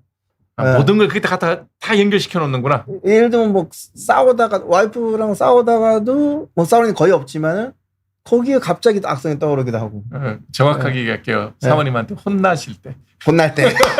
싸우는 거 아니에요. 맞습니다. 혼날 때. 맞습니다. 정답. 이제 제대로 가장 역할 하시는 거예요. 맞습니다. 아유, 이길 수가 없죠. 상대가 되어 싸우지. 맞습니다. 네. 자, 제가 이제 열심히 우리 윤쌤 피부를 좀 도와주고 잠자는 문제 해결이 잘 되면 오늘 제가 노래 한 곡을 부탁할 수도 있어요. 그건 안 됩니다. 그거는 제가 목소리가 너무 매력이 빠졌을 때 부탁해도 안 되는 거고 괜찮아 보인다. 목소리가 좋았을 때, 그 노래 목소리가 좋았을 때, 그 노래 같이 한번 해봐야 되겠네. 뮤즈가 돼주시면 가능할 수 있죠. 네, 한번 해봐야 되겠네. 뮤즈 있잖아요, 이은미 씨. 뮤즈는 많죠. 많아요? 그럼요. 우리는 또 이렇게 남녀를 이렇게 조금 나이 또래 비슷한 사람. 예를 들어 승철이 형은 제 뮤즈가 되는 거죠. 그건 좀 이상하다. 원래 그렇게 하는 겁니다. 그래요? 그냥 영감을 줄 수 있는 모든 대상이 뮤즈죠. 남녀 그냥 상관없어요. 굳이 그럼 그 따지면 제 와이프만 뮤즈입니까? 그러네. 그렇지 않죠. 네. 많은 명곡 뒤에 한 사람의 집념과 인생이 있다는 것을 네. 우리가 느낄 수 있는 이런 좋은 시간이었다고 생각합니다. 아유, 고맙습니다. 마지막 시청자분들께 음악 어떻게 들으면 좋겠다? 음식도 골고루 섭취해야 몸에 좋잖아요. 그렇죠. 네. 우리 함 선생님 같이 편식하지 마시고. 네. 저는 음악은 편식해요. 확실해요. 네. 편식하지 마시고 더 다양한 음악 많이 듣다 보면 이런 생각이 있었어? 이런 느낌이 있었어? 뭐 평소에 난 락 정말 싫어했는데 한번 들어보시면 아까 저한테 카펜 끊고 참아 보시라 그랬잖아요. 네. 들어보시면 분명히 좋은 부분들이 생길 거예요. 락 그리고 발라드만 듣는데 정말 부탁하고 싶은 거, 제안하고 싶은 거는 악기 하나 하십시오. 악기. 악기가 정말 좋은 게 뭐냐면 아까 그 영혼 없는 것에 집중하지 않는다 그랬는데 악기는 내가 노력한 만큼 돌려줍니다. 100% 돌려줘요. 1년 하면 좀 나아질까요? 훨씬 나아지죠. 아마 지금 가셔서 한번 치시고 1년 뒤 대신에 매일 하셔야 됩니다. 매일? 매일 하신다면 100% 제가 보장해요. 네. 운동을 매일 하면 당연히 잘하죠. 그러잖아요. 악기도 머슬 메모리예요. 결국엔. 결국엔 머슬 메모리입니다. 그러니까 무조건 성장하실 수 있어요. 보장합니다. 오늘 좋은 영감을 받았어요. 그러니까 그냥 듣는 대로 두드려 봐라. 그럼요.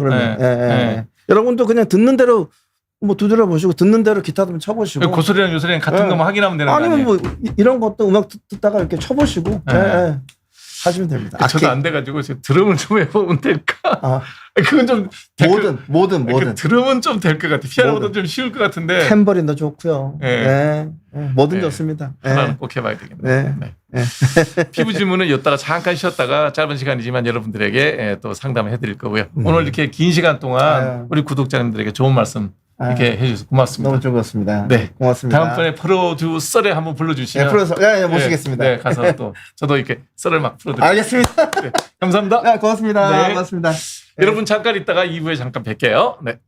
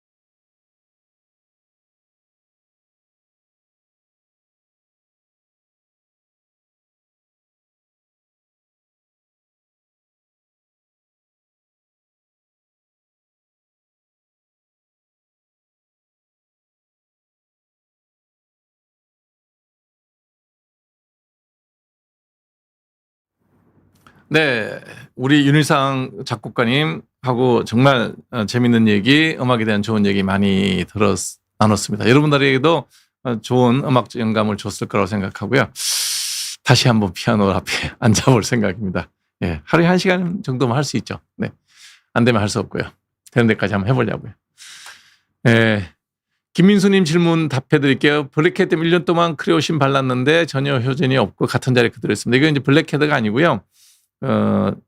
다일레이티드 포 오브 위너라고 그래갖고요. 위너라는 피부과 회사가 저기 명명하는데 큰 블랙헤드 같은 게 우물같이 깊이 파여 있어요. 이거는 약 바르서 되는 게 아니고 수술해야 됩니다. 그래서 그 둘레를 펀치로 이렇게 다 꺼내고 꼬매줘야 되는 그런 겁니다. 블랙헤드 중에서 아주 특별한 형태다라고 생각하시면 돼요. 그래서 이거는 발라서는 안 됩니다. 약 먹어서도 안 되고요. 정확하게 병명은 확장된 폴, 구멍인데 위너라는 분이 명명한 거고 조직학을 검사를 해보면 우물처럼 이렇게 깊숙이 패여 있어요. 수술적인 방법으로 제거해야 됩니다. 네. 가려운 거요. 가려운 원인은 일단 가려운 원인을 크게 3가지로 꽈별로 나눠서 설명을 드릴게요. 1번 피부병이 있어서 습진 있으면 가려워요. 그러니까 습진이나 피부염이 있으면 피부병 때문에 가려운 피부 질환으로 인한 가려움증. 그다음에 2번째가 뭐냐면 내과적 질환이 있을 때 가려워요. 내과적 원인으로 가려움증. 3번째가 뭐냐면 1번, 2번이 없이 그냥 피부도 멀쩡하고 혈액 검사나 내과적인 질환이 전혀 없는데도 가렵다. 예, 이제 정신적인 문제. 사이콜로지컬 프루라이투스라 그래요. 정신적인 가려움증. 그래서 우리가 가렵다고 오면 일단 피부과에서는 싹 다 피부를 이렇게 노출시켜서 확인을 합니다. 이건 뭐 육안으로 검사하면 알아요. 피부과 전문의가 육안으로 자세히 봐서 피부에 병이 있나 없나를 확인했는데 아무 이상이 없어요. 그럼 일단 피부 질환 없는 거예요. 그러면 2번째는 이제 내과적인 질환이잖아요. 이게 제일 골치 아프고 심각한 거예요. 내과 질환 중에서 호르몬al 체인지로 생기는 거. 대표적인 갑상선 질환 오래 앓으면 생겨요. 갑상선 질환 생기면 생기고 그다음에 당뇨 있어도 생기고 다 이제 호르몬al 체인지 아니면 내분비적인 질환이잖아요. 그런 것 때문에 생겨요. 그다음에 3번째 생각하는 게 뭐냐면 만성 소모성 질환, 결핵이 심해도 생길 수 있고요. 그다음에 암이 있어도 생길 수 있어요. 숨겨진 암이 있어도 생길 수 있어요. 이런 모든 것들을 한번 다 스크리닝을 해봐야 돼요. 이것도 아니고 이것도 아니다 그러면 스트레스로 인한 사이콜로지컬 프루라이투스가 생기는 거죠. 그럴 때는 정신과 상담도 필요합니다. 그래서 제일 1번 피부에 병이 있으면 제일 간단해요. 그럼 피부과에서 먹는 약 바르는 약으로 치료할 수 있으니까요. 그래서 그걸 다 찾아봐야 됩니다. 30대인데 눈 밑 잔주름이 많습니다. 약 바른다고 되는 거 없어요. 눈가에 발라서 될 일도 아니고요. 눈가에 바르면 뭐 따가워서 바를 수가 없습니다. 눈 밑 잔주름에 탁월한 연고는 없고요. 성형외과 상담하셔야 될 것 같아요. 성형외과 상담하는 게 나을 거예요. 그거 아니려면 그 다음에는 보습제 쓰는 거 정도로 만족하셔야 됩니다. 성형외과에서 합니다. 코에 있는 블랙헤드, 위너에 확장된 모공이라면 성형외과에 수술하셔야 됩니다. 아니요. 자반증이라는 거는요, 심각한 병이에요. 자반증이라는 거는 뭐 한약 먹고 나을 수 있는 병이 아니에요. 이렇게 편안하게 자반증이라고 얘기할 수 있는 병은 없어요. 대개 자반증은 피부에 생기는 자반증은 내부의 병이 동반됐나 안 됐나를 확인해야 되는데 내부 장기에 자반증이 생기면 생명이 위태로울 수 있는 거예요. 뭐 그렇게 피부에 멍 좀 들었다 해서 자반증에 이름 붙이는 것도 아니고요. 한약으로 특허냈다고 뭐 저는 그런 거는 뭐 본 적이 없습니다. 자반증이라는 거는 여러분들 인터넷 후기 보고 믿으신다 그러면 여러분이 바보가 될 가능성이 되게 많습니다. 후기는 뭐 얼마든지 조작할 수 있죠. 확인하셨어요? 환자를 직접 봐야죠. 그래서 자반증이 멍이 들면 이것도 역시 멍이 드는 이유를 찾아야 돼요. 자반이 생기는 이유. 제일 심한 게 무서운 게 백혈병이죠. 백혈병 있으면 그냥 건드리면 자반증 생겨요. 혈우병이 있어도 자반증 생겨요. 그게 한약 먹는다고 낫겠어요? 말이 안 되는 얘기죠. 그래서 자반증이라는 건 증상이에요. 기침이라고 그러면 기침의 원인이 수십 가지잖아요. 그 뭐 약 먹어서 한약 먹어서 그 기침이 싹 없어진다. 그 원인 중에 어느 하나가 되겠죠. 그래서 여러분들이 인터넷이나 뭐 이렇게 댓글 보고 판단하시면은요, 후기 보고 판단하시면 여러분은 그냥 그게 바보가 된다니까요. 그 후기 올린 사람 누가 올렸는지 확인하셨어요? 후기를 실명을 올립니까? 여기 글 올리시는데 자기 이름하고 자기 얼굴 걸고 올리시는 분 있나요? 저는 뭐 이렇게 이제 대개는 우리 비욘드에 있는 분들하고는 이렇게 편하게 얘기를 하지만 정치적인 이슈나 사회적인 이슈에 대해서 댓글 달 때 실명 안 걸고 말하지 말라 그래요. 자기 이름 숨기고 자기 얼굴 숨기고 하는 말이 그 무슨 가치가 있는 얘기예요. 그걸 보고 여러분들이 중요한 내 건강에 관한 문제를 믿고 하겠다? 아닙니다. 하지 마십시오. 남편은 이게 뭐야? 한 끼에 50 이상? 한 끼에 50만 원짜리 식사가 있다고요? 저도 먹는 거에 가만 따지고 먹는 사람인데 50만 원짜리 못 먹어봤는데. 예. 아이고 뭐 1년에 한 번 있는 일이라면 즐거움이라고 보셔야죠. 그 사치도 저는 그런 음식점이 있다는 얘기도 못 들어봤고요. 예. 아니에요. 그 두 분 다 맞는 얘기예요. 저 효과가 크게 없어도 레이저를 받으면서 한 번에 100만 원 정도는 아니죠. 뭐 이렇게 여러 번 해야 한 100만 원 들겠죠. 그게 나의 그 일상의 그 힐링이라고 생각한다면 하십시오. 그러니까 돈이라는 거는 상대적이에요. 50만 원, 100만 원이 너무너무 나한테 큰 돈이라면 그건 사치가 되는 거고요. 그 정도가 내가 용돈이 예를 들면 내가 한 달에 용돈이 200만 원이다. 100만 원 정도를 내가 피부에 쓰겠다. 뭔 상관이 있어요. 근데 그게 아니라 생활비를 잘라서 그걸 한다. 그럼 하지 말아야죠. 한 끼 식사 50만 원? 1년에 한 번 그렇게 뭐 럭셔리한 식사가 있다. 그러면 또 먹어볼 만하면 먹어봐야죠. 빚내 살 일은 아니고요. 돈은 상대적인 거기 때문에 예. 성형 중에 리프팅 한다고 실을 넣는 거 그거 피부까지 볼 때 길게 봤을 때 덕일까요? 독일까 아닐까요? 저는 안 합니다. 별로 예. 리프팅 하시고 싶으면 성형외과 선생님한테 제대로 리프팅을 받으세요. 이렇게 딱 올리는 거 있죠. 그래야지 효과가 제일 좋습니다. 실 넣으면 뭐 녹을 때 풀리고요. 예. 썩 권하고 싶잖아요.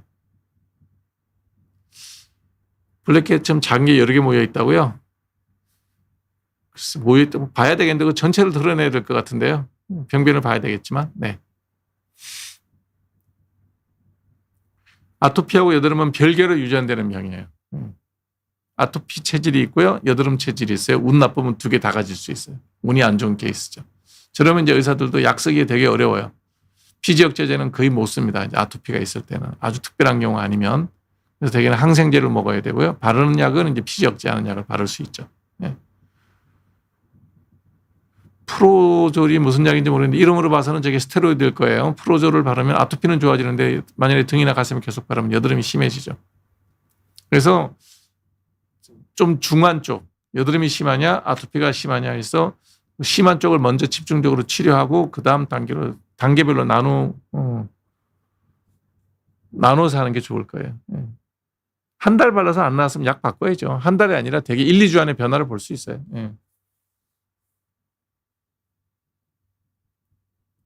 제목 갖고 될 일은 아니에요.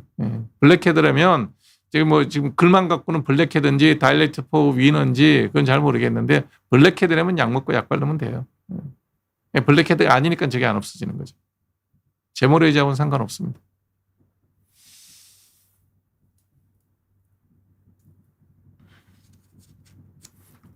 장수하라고요? 예. 오래 살면 좋죠. 근데 건강하게 여기 살아야죠. 가시털 정체적인 거 털 뽑아야 돼요. 그 모공에 털이 있는 경우도 있어요. 예. 맞아요. 가는 털이 있어요. 그거는 뭐 하나하나 털을 다 제거해 줘야죠. 그거 제모한다고 해서 빠지지 않고 그냥 핀셋을 하나 다 빼줘야 됩니다. 그거는. 예.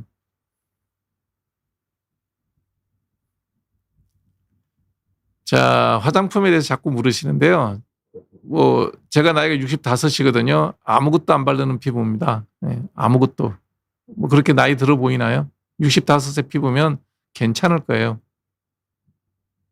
그러니까 화장품 갖고 노화를 멈추거나 그런 건 없다고 보셔도 돼요. 그 특별하게 비싼 거 안 발랐다 해서 불안할 이유 없죠. 불편하지 않으면 그냥 지내시면 돼요. 보습, 건조해지면 보습제 쓰면 되죠. 뭐. 큰 돈 들지 않잖아요.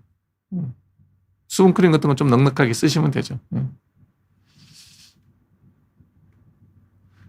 병원이 잘 되는 꿀팁이 뭐냐고요? 환자 잘 보면 되죠. 뭐. 어렵지 않아요. 병원이 잘 되려고 그러면 환자한테 이익이 되게 해주면 됩니다. 환자한테 이익이 되게. 환자가 병원에 오는 이유가 뭐겠어요? 서비스 받으러 오는 분한테는 서비스를 해줘야 되겠지만 저는 뭐 병원에 환자가 온다 그러면 병 고치러 온다고 생각해요. 병을 잘 낫게 하기 위해서 노력을 하는 거죠. 가급적이면 적은 돈으로. 그러면 이제 잘 나면 오겠죠. 위고비 마운자 맞는 거 맞아도 피부에 별 문제 없습니다. 근데 제가 늘 얘기하지만 살 빼는 거예요. 적게 먹고 운동하는 거 외에는 방법 없습니다. 뭐 위고비를 맞든 마운자를 맞든 그때뿐이에요. 내가 하지 않으면 안 됩니다. 내가 하지 않으면. 아까 우리 그 윤쌤이 피아노 치는 거 이렇게 오른손 갖고 음악 들으면서 치라 그러는데 이제 그게 재능이 있는 분이 그렇게 하죠. 우리는 그게 안 되거든. 연습해야 돼요. 살 빼는 거 똑같습니다. 노력해야 됩니다. 그냥 되는 거 없습니다. 그래서 급하게 체중을 좀 빨리 줄일 때 위고비 마운자 이런 거 맞아서 좀 빼고요. 그 다음에도 필요한 건 뭐냐? 적게 먹고 많이 운동하는 겁니다. 선크림 보고 자라고요. 그건 잘못된 얘기예요. 선크림은 밖에 나갈 때. 레이저 5회 제모하는 것보다 그냥 핀셋으로 잘 뽑으시면 돼요. 작은 틀은. 어차피 레이저 제모에도 그건 모근이 정확하게 위치하고 있지 않는 모근이 크지 않기 때문에 레이저 제모에도 안 없어져요. 모근이 크고 새카매야 레이저를 하면 그 레이저 제모에서 모근이 파괴가 되는데 모근 사이즈가 너무 작아서 레이저를 때려봐야 그 모근이 파괴가 안 돼서요. 잘 안 없어집니다. 그냥 그때그때 빼시면 돼요.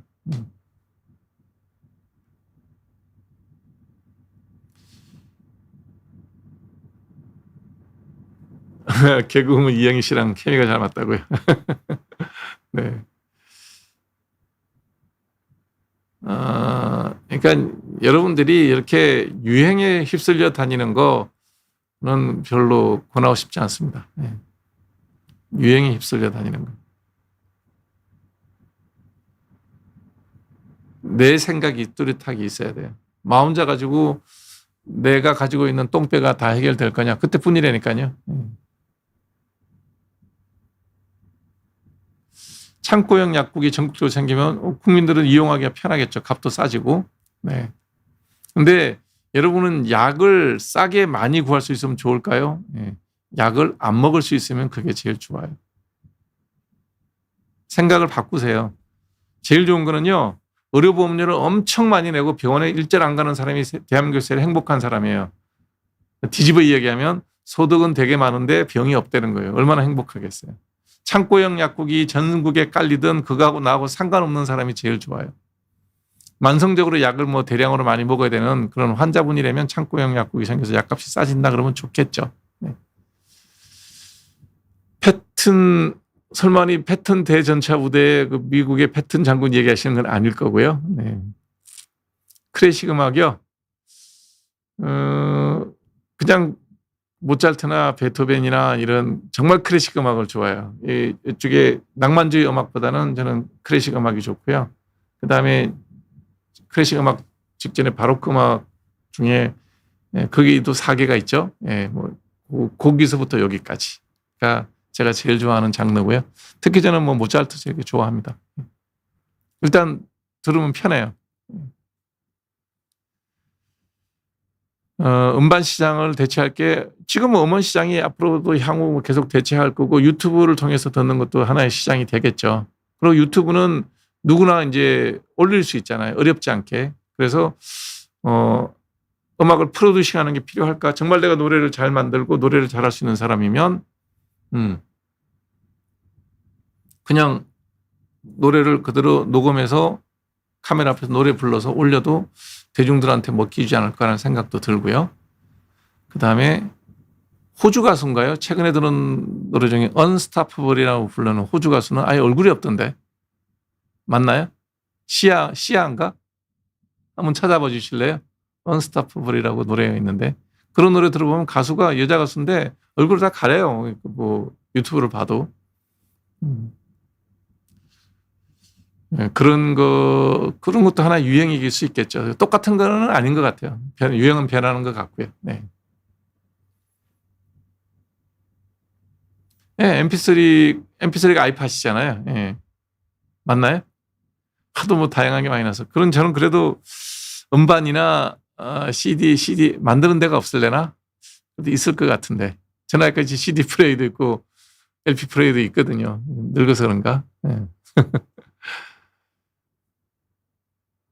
의사 수련 받는 거 어떻게? 독감 접종할까요? 예, 호흡기가 약하신 분들, 늘 감기가 잘 걸리고 계절 환절기 때마다 감기가 걸리는 기관지나 호흡기가 약하신 분들, 연세가 높으신 분들, 지병이 있는 분들은 맞는 게 좋고요.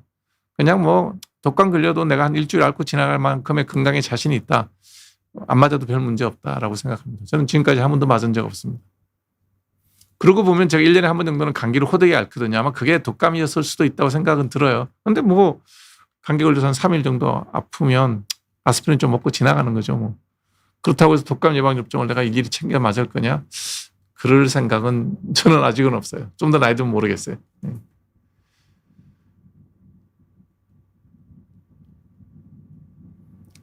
레일리 데미는 의사인 것 같으신데요. 수련받는 거 어떻게 생각하세요? 마이너과 이제 저기 피부과 성형외과 피한성할 성적은 안 되고 그렇다고 바이탈하기는 싫고, 예, 그러면 미용지피로 개업하십시오. 예. 이거는 어느 누구도 의사에게 강요할 수 없는 거라는 거예요. 릴리데이님 같은 경우에 지금 현재 아마 학생이거나 이미 인턴 정도 되시는 것 같은데 수련받는 거 어떻게 생각하시냐고요? 예, 고민할 필요 없어요. 내가 피한성을 해서 전문의를 따고 개업할 건지 아니면 바이탈과는 나는 뭐 이 정도의 대우로 이 힘든 일을 하기 싫다 그러면 할 필요 없는 거예요. 어느 누구도 그런 선택에 대해서 비난할 수 있는 권리를 가진 사람은 없는 거예요. 직업이기 때문에. 미용지피를 해서 하면 리스크는 또 있죠. 언제까지 미용지피가 잘 될 거냐. 뭐 그에 대한 얘기도 고민을 해보셔야 되겠지만 의과대학을 마친 다음에 본인이 하고 싶은 영역이 있다면 뭐 그게 피부과다. 그러면 선배 피부과 쌤한테 가서 나는 피부과 그건 안 되고 여기서 한 3년 내지 5년 정도 그냥 레지던트 하는 기분으로 쌤한테 배우고 술기를 익히겠습니다. 저를 레지던트 하듯이 교육도 시켜주시고 또 일도 시키면 열심히 하겠습니다. 그리고 한 4, 5년 배우면 웬만큼 할 수 있어요. 개업한 거는. 그러니까 그 어떤 전공을 하거나 레지던트 하는 거에 대해서 의무감 가질 필요 없다는 거예요. 편하신 대로 하시면 됩니다.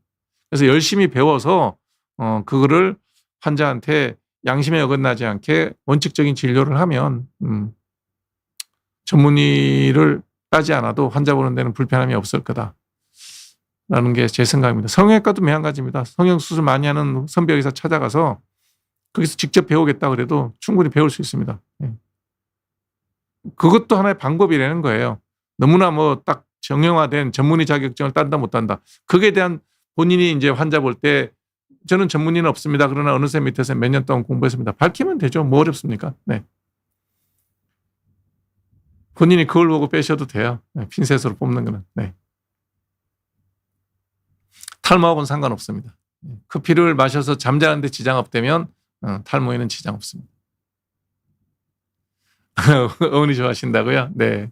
감사합니다. 네. 지방과 수도권의 의료 차이는 어떻게 되나요? 지금 같은 상황이면 무너집니다. 이 대목은 제가 간단히 설명을 해드릴 텐데요. 전국민 의료보험이 되고 난 다음에 처음에 이제 권역별 진료권이라는 게 확정이 돼 있었어요. 경남, 부산, 대구, 경북, 전남, 전북, 그다음에 충청, 서울 이렇게 서울, 경기 이런 식으로 딱 그 영역, 권역을 정했어요. 이건 굉장히 중요한 게 우리나라 의료보험 제도는 굉장히 정부에서 파퓰리즘적으로 운영하면서 급격히 5년 임기제 대통령 단임되고 난 다음에 그 시스템이 급격히 무너졌어요. 자, 의료는 수요가 있고 공급이 있어요. 뭐 쉽게 얘기하면 병원이 있고 환자가 있단 말이에요.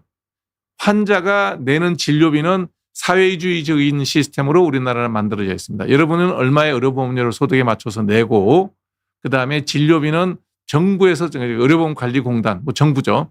정부에서 정합니다. 여기에 의사가 전혀 개입할 수 없어요. 의료계에 요구를 하면 일정 부분 반영해 주는 신용을 하지만 단 한 번도 물가 인상분보다 의료비를 더 높여준 적은 없어요. 이게 그 의료의 공급 사이드죠. 병원과 병원의 의료 수가, 병원을 개업을 하면 대학병원을 지으면 강제로 의료보험을 지정합니다. 나 지정받기 싫어요가 안 돼요. 이거는 사회주의 시스템이에요. 집단주의 시스템이에요. 그래서 지정을 강제로 하기 때문에 이거는 국가 주도의 집단주의 사회주의 의료 시스템이에요. 공급 사이드는. 근데 수요를 보세요. 수요자는 내 마음대로예요. 수요자는 내가 지방에 치료받든 서울 가서 치료받든 그건 내 마음대로예요. 그러면 수요와 공급을 한쪽은 사회주의적으로 공급을 해놓고 수요자는 자본주의 형태로 알아서 가세요. 자유주의 형태로 알아서 가세요. 그러면 선택하는 사람들 마음은 어떨까요? 아니, KTX 타면 2시간, 3시간이면 삼성의료원도 가고 아산중앙병원도 가고 신촌 세브란스, 강남 세브란스, 서울대, 분당 서울대병원, 카톨릭 의대, 빚 갚은 척하는 뭐 세계 100대 병원에 줄줄이 들어가는 대학병원이 서울에 다 있어요. 내가 저길 가나 내 옆에 있는 동네 병원을 가나 돈이 똑같아. 비용이. 그리고 나는 자유롭게 선택할 수 있어요. 그러면 어느 환자가 2시간, 3시간 SRT, KTX 타면 가는데 거기를 안 가고 동네 병원을 가겠습니까? 그래서 공급 사이드는 사회주의적으로 전체주의 집단주의 사고방식으로 정해놓고 선택하는 사람한테는 자유주의와 자본주의 형태로 선택하라 그래요. 그럼 어떤 일이 벌어질까요? 지방은 의료가 고사를 합니다. 수도권에는 환자가 많으니까 병원을 더 크게 짓고 더 잘 됩니다. 그래서 5대 메이저 병원은 잘 되고 지방대 병원은 안 되는 겁니다. 이걸 누가 만들었어요? 엉터리 의료 정책을 만든 보건복지부. 보건복지부가 그렇게 엉터리로 권역별 진료 체제를 허물 수밖에 압력을 넣었던 대통령 출마자, 대통령, 그다음 국회의원 출마자, 국회의원들이 지어낸 엉터리 진료 시스템이라는 거예요. 그렇죠? 공급 사이드를 사회주의적으로 했으면 진료받는 사람도 사회주의적으로 규제를 해야 됩니다. 그래야지 그게 맞아진다는 거예요. 수요 공급을 맞출 수가 있는 거예요. 근데 공급 사이드는 사회주의로 국가에서 규제를 하고 환자는 내 마음대로 선택할 수 있고 그러면 여러분이 이렇게는 해줘야죠. 내가 권역을 벗어날 때는 내 돈으로 진료받게를 해야죠. 예를 들면 내가 대구에서 치료를 받는데 경북대나 계명대나 영남대 병원 가기 싫고 삼성의료원 가겠다. 네, 가세요. 진료로서 써드릴게요. 그러나 삼성의료원에서 내는 모든 진료비는 국가의료보험제도에서 원칙에 어긋나니 다 네 돈 내고 치료하세요. 그러면 그때도 갈 건지 물어봐야죠. 그렇게 돼야 되는 겁니다. 과연 우리나라 국회의원 중에 우리나라 현재 권력을 잡고 있는 사람 중에 보건복지부 장관 중에 이런 환자들 마음을 거스르게 하는 그런 행정을 할 수 있는 사람이 있을까요? 물론 제가 대통령이고 제가 보건복지부 장관이면 그렇게 합니다. 근데 저는 아니잖아요. 그렇게 하면 어떻게 되느냐? 지방에 있는 의사 선생님들이 실력이 없거나 그렇지 않아요. 예전에 경북대학교 같으면 학교가 서울대, 연대, 경북대가 거의 동시대에 세워졌어요. 우리나라의 의료대학병원이 만들어질 때. 그래서 역사로 따지면 제중원 역사를 갖고 세브란스하고 서울대하고 싸우긴 하지만 다 뭐 같이 만들어졌다고 치면 경성제대, 경북의대, 세브란스 병원이 거의 100년, 120년 전에 세워졌다고요. 얼마나 역사가 있겠어요. 거기 있는 선생님들이 왜 실력이 없겠어요. 지금은 수술을 진단을 받으면 전부 다 그냥 KTX, SRT 타요. 그런 수술하는 경험이 떨어지죠. 그러니 투자도 덜 되죠. 그래서 지방의 의료 차이가 발생하는 이유가 그거예요. 지금도 우리나라의 의료를 제대로 운영을 하려면 이 시스템을 잘 지키려면 DJ 정부 때 그때 전국민 의료보험을 하면서 권역별 의료제도라는 걸 만들었고요. 그걸로 되돌아가야 됩니다. 당장은 표 잃는 얘기지만 그래야 우리나라 의료가 똑바로 설 수 있어요. 권역을 벗어날 때는 부산에서 사고가 났는데 치료할 능력이 부산대 외상센터가 없다. 그러면 서울로 가셔야 된다. 그러면 그거는 능력이 없어 보낼 때는 당연히 의료보험 적용을 해주지만 여기서 할 수 있습니다. 여기 사고 하셔도 돼. 별거 아니에요. 근데 꼭 헬기 빌려 타겠다. 그러면 치료비는 지가 내야지. 본인 부담해야지. 왜 국가의 혜택을 받으려고 그래요. 이 얘기는 정확한 얘기입니다. 이 얘기에 토다는 사람들이요. 그건 다 그냥 파퓰리즘입니다. 말이 안 되는 얘기예요. 그래서 당장 해야 될 게 아까 바이탈과를 하기 힘들어하는 이유도 그런 것 중에 하나예요. 네. 근역별 진료 체계를 다시 만들어야 됩니다. 그걸 만들어야만 우리나라 의료보험 재정도 버티고 지방대학도 지방병원도 지방의료 수준도 올라갑니다. 그러면 당장은 경북대 대구를 예를 들면 경북대 병원이 누가 가는 사람들은 대구 사람들은 억울하지 않냐. 아니에요. 가셔도 잘합니다. 시설도 다 돼 있고요. 웬만한 건 다 비슷비슷해요. 네임밸류가 지금 이제 밀리는 거죠. 사람 마음은 그 작은 차이로 자유주의, 자본주의가 그런 거잖아요. 요 작은 차이에 우리가 기꺼이 옮길 수 있는 거거든요. 그 차이는 미미한 거고 투자하면 되죠. 예. 환자가 많으면 투자합니다. 그래서 근역별 의료제도를 다시 되살려야 된다. 근데 경북대학에서 지금 너무 지금 우리가 예를 들어서 뭐 보메로 트랜스플란테이션 골수 이식을 하는데 병실이 너무 모자란다. 그럼 카톨릭에다가 좀 병실이 많거든요. 골수 이식은. 거기로 보낸다. 그래서 보내는 건 의료보험 해주면 돼요. 나는 처음부터 난 카톨릭에 들어가서 보메로 트랜스플란테이션 할 거다. 네. 본인의 선택이고 우리가 하라 그랬는데 안 하고 글로 가신다니까 예. 본인이 전부 치료비 내시면 돼요. 그거는 국가의 정책에 반하는 일을 개인이 결정하면 국가가 강제할 수 있어야 된다는 거예요. 국민들이 그걸 받아들여야 됩니다. 아니면 지금같이 수도권 몰림을 막을 방법이 없어요. 두 가지가 다 있어요. 가시증차증도 있고 블랙헤드 있으니까요. 예. 뭐 털을 뽑고요. 약은 바르시면 됩니다. 예. 두 가지 같이 있어요. 네, 의료보험 환자들은 석 달 지나면 아마 초진인가로 다시 바뀔 거예요. 예. 90일일 거예요. 90일. 네.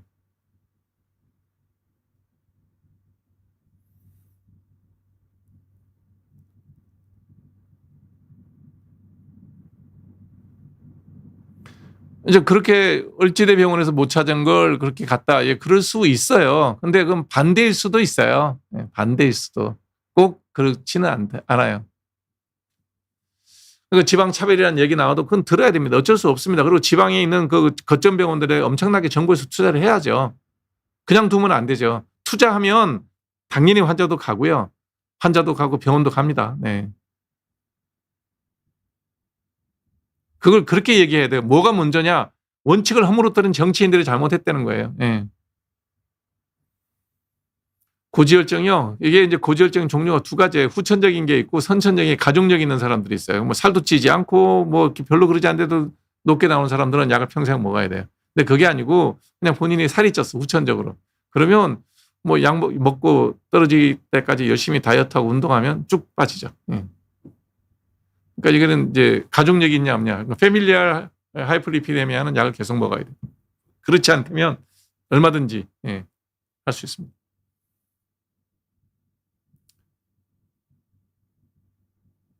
의사들 대통령 만나서 얘기 나누는 시간이 필요하겠네요. 굳이 대통령 안 만나도 되죠. 대통령 이런 것까지 다 신경 쓸 이유가 뭐가 있어요. 복지부 장관이 알아서 하면 되죠. 복지부 장관이 이제 의사 출신이니까 알 거예요. 아무리 예방학을 했다 그러지만.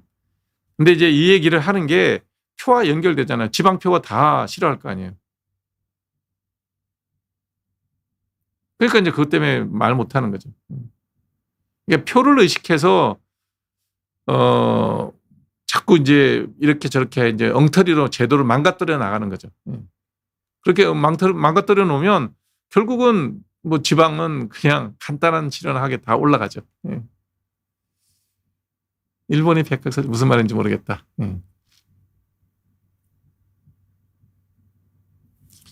일본 역사를 뭐 저는 일본 역사는 별로 이렇게 일본 말이 서툴러서 이제 잘 안 읽는데 어느 외교관이 쓴 책을 한 두어 권 읽은 적이 있는데 우리하고는 좀 달라요. 배울 게 또 많이 있는 나라예요. 포다스리는 치료 방법 없습니다. 그냥 갖고 사는 수밖에 없습니다. 생기지 말아야 될 피지선이 여기 입술에 생기는 거거든요. 치료 방법 없어요. 굳이 한다 그러면 레이저를 하게 되는데 흉이 좀 남아요. 그래서 그냥 립스틱 같은 걸로 가리고 립라인으로 가리고 사는 게 그게 오히려 편할 겁니다. 지금도 지방에 있는 각 대학 거점 병원들이요. 그러니까 부산대병원, 경북대병원, 전남대, 전북대병원, 충남대병원. 충북대병원은 먼저 거점 병원 되기 전에 거점이 없어져 버렸고요. 그런 대학병원급에 있는 데들은 다 괜찮아요. 예. 믿고 가셔도 돼요. 예. 항히스타민 이제 2세대부터는 거의 안 졸려요. 1세대 약은 졸리고요. 2세대 항히스타민 요즘 쓰는 약들은 다 2세대 항히스타민제는 그 뇌 혈액 경계, BBB라고 그래요. 브라드 브레인 베리어를 통과하지 않아요. 그래서 졸린 거 거의 없어요. 심리적인 거라고 보셔도 돼요. 민생지원금이 사회 양극화 일조하는데 맞죠? 네. 왜 그러냐면 지금 또 얼마 나눠준지 모르겠는데 하여튼 1차 민생지원금 나눠준 게 한 12조 4천억인가 나갔거든요. 근데 뭐 받은 사람이 있고 저같이 안 받은 사람도 있고 그러니까 한 10조 정도가 풀렸다고 쳐요. 그러면 정부에서 푸는 건 현금이에요. 현금에 준하는 얘기예요. 그러면 우리 통화량에서 M2에 해당합니다. 우리나라 현재 M2가 제가 알기로는 지금 M2가 1000 몇백 조인가 그럴 거예요. 그러면 100분의 1이에요. 대충 1%만큼 인플레가 생기는 거죠. 물가가 1% 더 오르는 거랑 똑같다고 보시면 돼요. 물가 1%면 되게 높죠. 지금 현재 한 통화량 확인해 볼까요? M2가 1000 몇백 조인가 2500 조인가 잘 모르겠는데 한국의 M2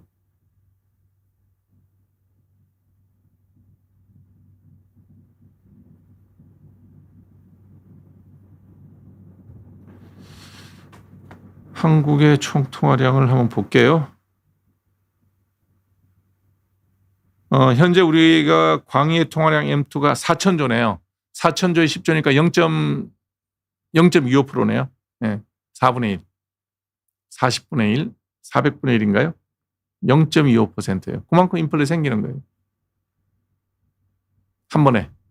근데 뭐 퍼센트가 되게 낮지만 되게 어느 나라든지 국가적으로 인플레이션을 2% 내외로 맞추는 게 모든 중앙은행들의 목표치예요. 0.25%면 크죠? 한 번에 돈 나눠주는 걸로. 그럼 인플레이션이 되면 뭐가 오르느냐? 문제는 이제 자산이 오른다는 거예요. 그 돈 자체가 납부되는 게 아니라. 돈이 풀리면 M2가 올라가면 무조건 자산 가치는 올라요. 주식이든 코인이든 부동산이든 금값이든. 그러면 금이나 부동산이나 주식은 누가 갖고 있겠어요? 가진 자들이 갖고 있죠. 그러니까 민생지원금을 받은 사람들은 한 번 뭐 15만 원, 25만 원 받았고 난 다음에 자산 가치는 0.25%가 오른다고 봐야 되겠죠. 그러면 그게 더 크죠. 왜? 10억짜리 집에 0.25%면 얼마예요? 많이 오르죠. 그렇잖아요. 그래서 받아 쓰는 돈은 푼돈인데 이게 자산에 반영될 때는 인플레이션만큼 오른다고 평균적으로 얼마나 더 오를지 덜 오를지 모르지만 대충 그렇게 계산할 수 있죠. 양극화는 심해지죠. 자산을 가진 사람한테 더 이익이죠. 그래서 돈을 주는 게 그냥 목마르다고 바닷물 마시는 것과 같을 수 있다는 겁니다. 그게 이제 민생 경제를 회복한다는 게 또 그게 뭐 시장에서만 쓸 수 있게 하고 이런 여러 가지 얘기하지만 그거는 결론 인기 정책이지 국가 경제를 올바로 하는 건 아니에요. 제게 만약에 10조가 있다. 10조만큼 무슨 다른 사업을 할 거예요. 고용 창출할 수 있는. 저라면 그렇게 쓸 거예요. 그게 뭐가 됐든. 훨씬 낫죠. 자영업을 도와주는 방법이요. 일하는 시간을 늘리면 됩니다. 우리나라 자영업의 몰락은 주 5일제부터 시작됐어요. 그렇잖아요? 점심 먹고 저녁 먹는 시간이 줄어요. 그다음 우리나라 자영업에 몰락하는데 또 하나가 뭐냐면 법인카드 못 쓰게 한 것도 큰 요인 중에 하나예요. 옛날에 노무현 정부에서 법인카드를 뭐 이렇게 얼마 이상 못 쓰게 했던 게 50만 원 이상인가? 예. 법인이 회식을 못 하는 거죠. 실제로 우리나라 자영업을 살리려면요. 주 5일제 정도는 유지하고요. 그다음에 제가 늘 방송에서 한 번씩 얘기했는데 토요일도 일을 해야 돼요. 그래서 토일을 다 전 국민이 노는 게 아니라 월일, 화일, 수일, 목일, 금일, 토일 이렇게 노는 거예요. 그러면 사회 시스템은 6일이 돌아가요. 그죠? 그러면 점심도 많이 먹고 저녁도 먹게 돼 있어요. 도시락 싸서 갖고 다니는 사람은 없어요. 일하는 사람은 40시간 5일을 일을 하지만 노는 날이 토일이 아니라는 거예요. 그러면 월일, 화일 이렇게 놀면 연휴로 노는 사람들은 전체 3분의 1밖에 안 되죠. 3분의 2는 나눠서 놀아요. 그러면 그 사람들이 여행을 가도 다 국내에서만 쓰게 되죠. 그러면 자영업이 좀 낫죠. 자, 이번 추석 때 열흘 쉰다고요. 자영업한테 도움이 되는 일은 절대 없을 거예요. 전부 외국 나갈 겁니다. 뭐 저는 안 나가지만 열흘이 놀면 여행 가죠. 여행 가는데 국내 여행 갈까요? 외국 여행 갈까요? 김포공항보다는 인천공항이 붐비겠죠. 그런 거예요. 한국이 기축통화국이 되냐고요? 불가능하진 않겠지만 가능성은 뭐 100만 분의 1도 안 되겠죠. 기축통화국이라는 건 기본적으로 수출 지향적이 아니고 수입 지향적이어야 돼요. 중국이 기축통화국이 못 되는 이유, 중국은 제조업 국가예요. 수출을 해야 되는 나라지 자기 나라 내수가 물론 크죠. 중국에서 현재 수출이 차지하는 비중이 25% 정도밖에 안 돼요. 내수가 커요. 근데 기축통화국이 되려면 그 나라 돈이 밖으로 나가야 돼요. 그러니까 수입이 많아야지 자기 돈이 외국 나갈 거 아니에요. 미국이 기축통화가 된 거는 그 시작은 1945년도에 시작됐던 마샬 플랜에서부터 시작됐어요. 유럽에 전후 복구 지원을 할 때 전부 달러를 돈을 풀었다고요. 그러니까 유럽이 자국 화폐가 있어도 달러를 기본으로 받아 썼다고요. 그러니까 달러에 중독이 될 수밖에. 그게 기축통화의 시작이에요. 중국이 지금 전 세계에다가 자기 나라 위안을 갖다 뿌려놔야 돼. 중국이 그럴 나라인가요? 중국이 기축통화인데 우리는 더더욱 안 되죠. 기축통화까지는 안 되더라도 우리가 뭐 예를 들어서 IMF의 SDR에 우리가 화폐가 뭐 반영이 될 수 있는 그 정도까지는 우리가 경제가 커지면 가능할 거예요. 그 특별인출권이라는 SDR은 달러 비중 얼마, 뭐 저기 파운드화 비중 얼마, 유로화 비중 얼마, 엔화 얼마, 스위스 프랑 얼마, 스웨덴이 화폐 단위가 뭐죠? 예, 그 기준 얼마, 요 몇 개 나라를 기준으로 해서 그 SDR이 만들어지거든요. 한국은 거기에 못 들어갑니다. 거기 정도만 들어가도 준기축통화국은 되겠죠. 거기까지는 아마 가능할 거예요. 기축통화되는 건요, 불가능하다고 얘기하면 됩니다. 미간에 붉은 자국이 있다. 목에 점들이 있다. 쥐젖, 레이저를 없애면 돼요. 어려운 거 아니에요. 쥐젖일 거예요. 목에 생겼다면 대부분 쥐젖이에요. 미간에 붉은 자국이 있는데 저거는 연어모반이라는 거예요. 살모스 패치라고 하는 연어모반인데 레이저를 하면 돼요. 피부과 전문의를 찾아가면 없을 수도 있어요. 그러면 되게 치료하는 게 루비 레이저 아니면 다이 레이저거든요. 그걸 한번 확인해 보세요. 루비 레이저, 다이 레이저. 그거 갖춘 병원에 가시면 돼요. 금전에서 A형 감염, B형 감염 항체가 없다고 나오는데 감염된 적이 없으니까요. B형 감염은 예방주사가 있고 A형 감염은 예방주사가 없을 거예요, 아마. A형 감염 예방주사가 있나? 없을 거예요. B형 감염은 예방주사 있으니까 3번 맞으면 되죠. 기억력 좋은 건 뇌가 건강한 거죠.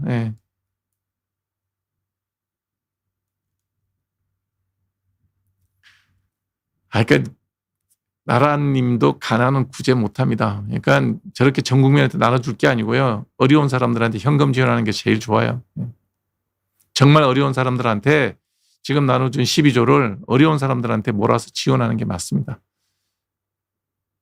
자기 수입이 있고 그 12만 원, 15만 원 지원이 내 생계에 영향을 주지 않는 사람한테 굳이 나눠주는 건 뭐 하는 게 있어요? 아무 의미 없는 거예요. 아니요, 흰밥 먹어서 나쁜 게 아니라 흰밥을 먹고 소파에 들어 누우면 나빠요. 그다음 나이 드신 분들은 흰밥 드셔야 돼요. 소화 못 시켜요. 현미 거칠어서 소화 못 시켜요. 집안에 뭐 위암 내력이나 위궤양 내력이 없고 지금 내가 소화 잘 되고 위에 어떤 문제도 없다고 느껴지신다면 굳이 할 필요는 없다고 생각합니다. 근데 제가 자꾸 이런 거에 대해서 여러분들한테 답할 때 이건 제 기준이에요.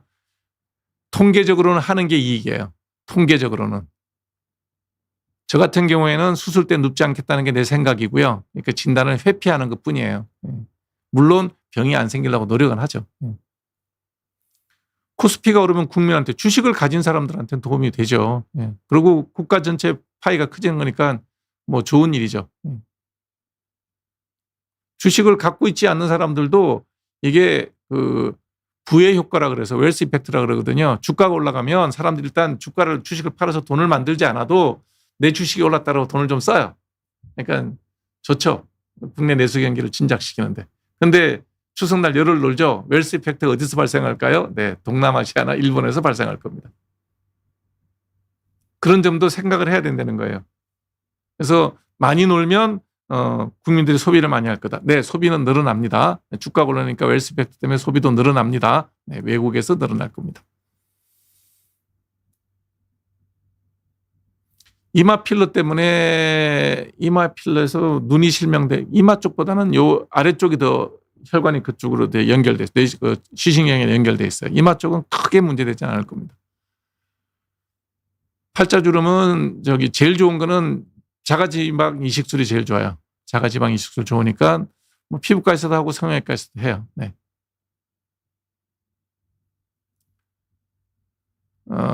대통령 하면 잘했을까요?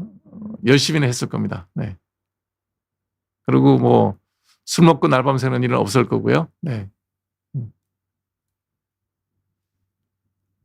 공무원들은 귀찮았겠죠. 잔소리가 많으니까. 네.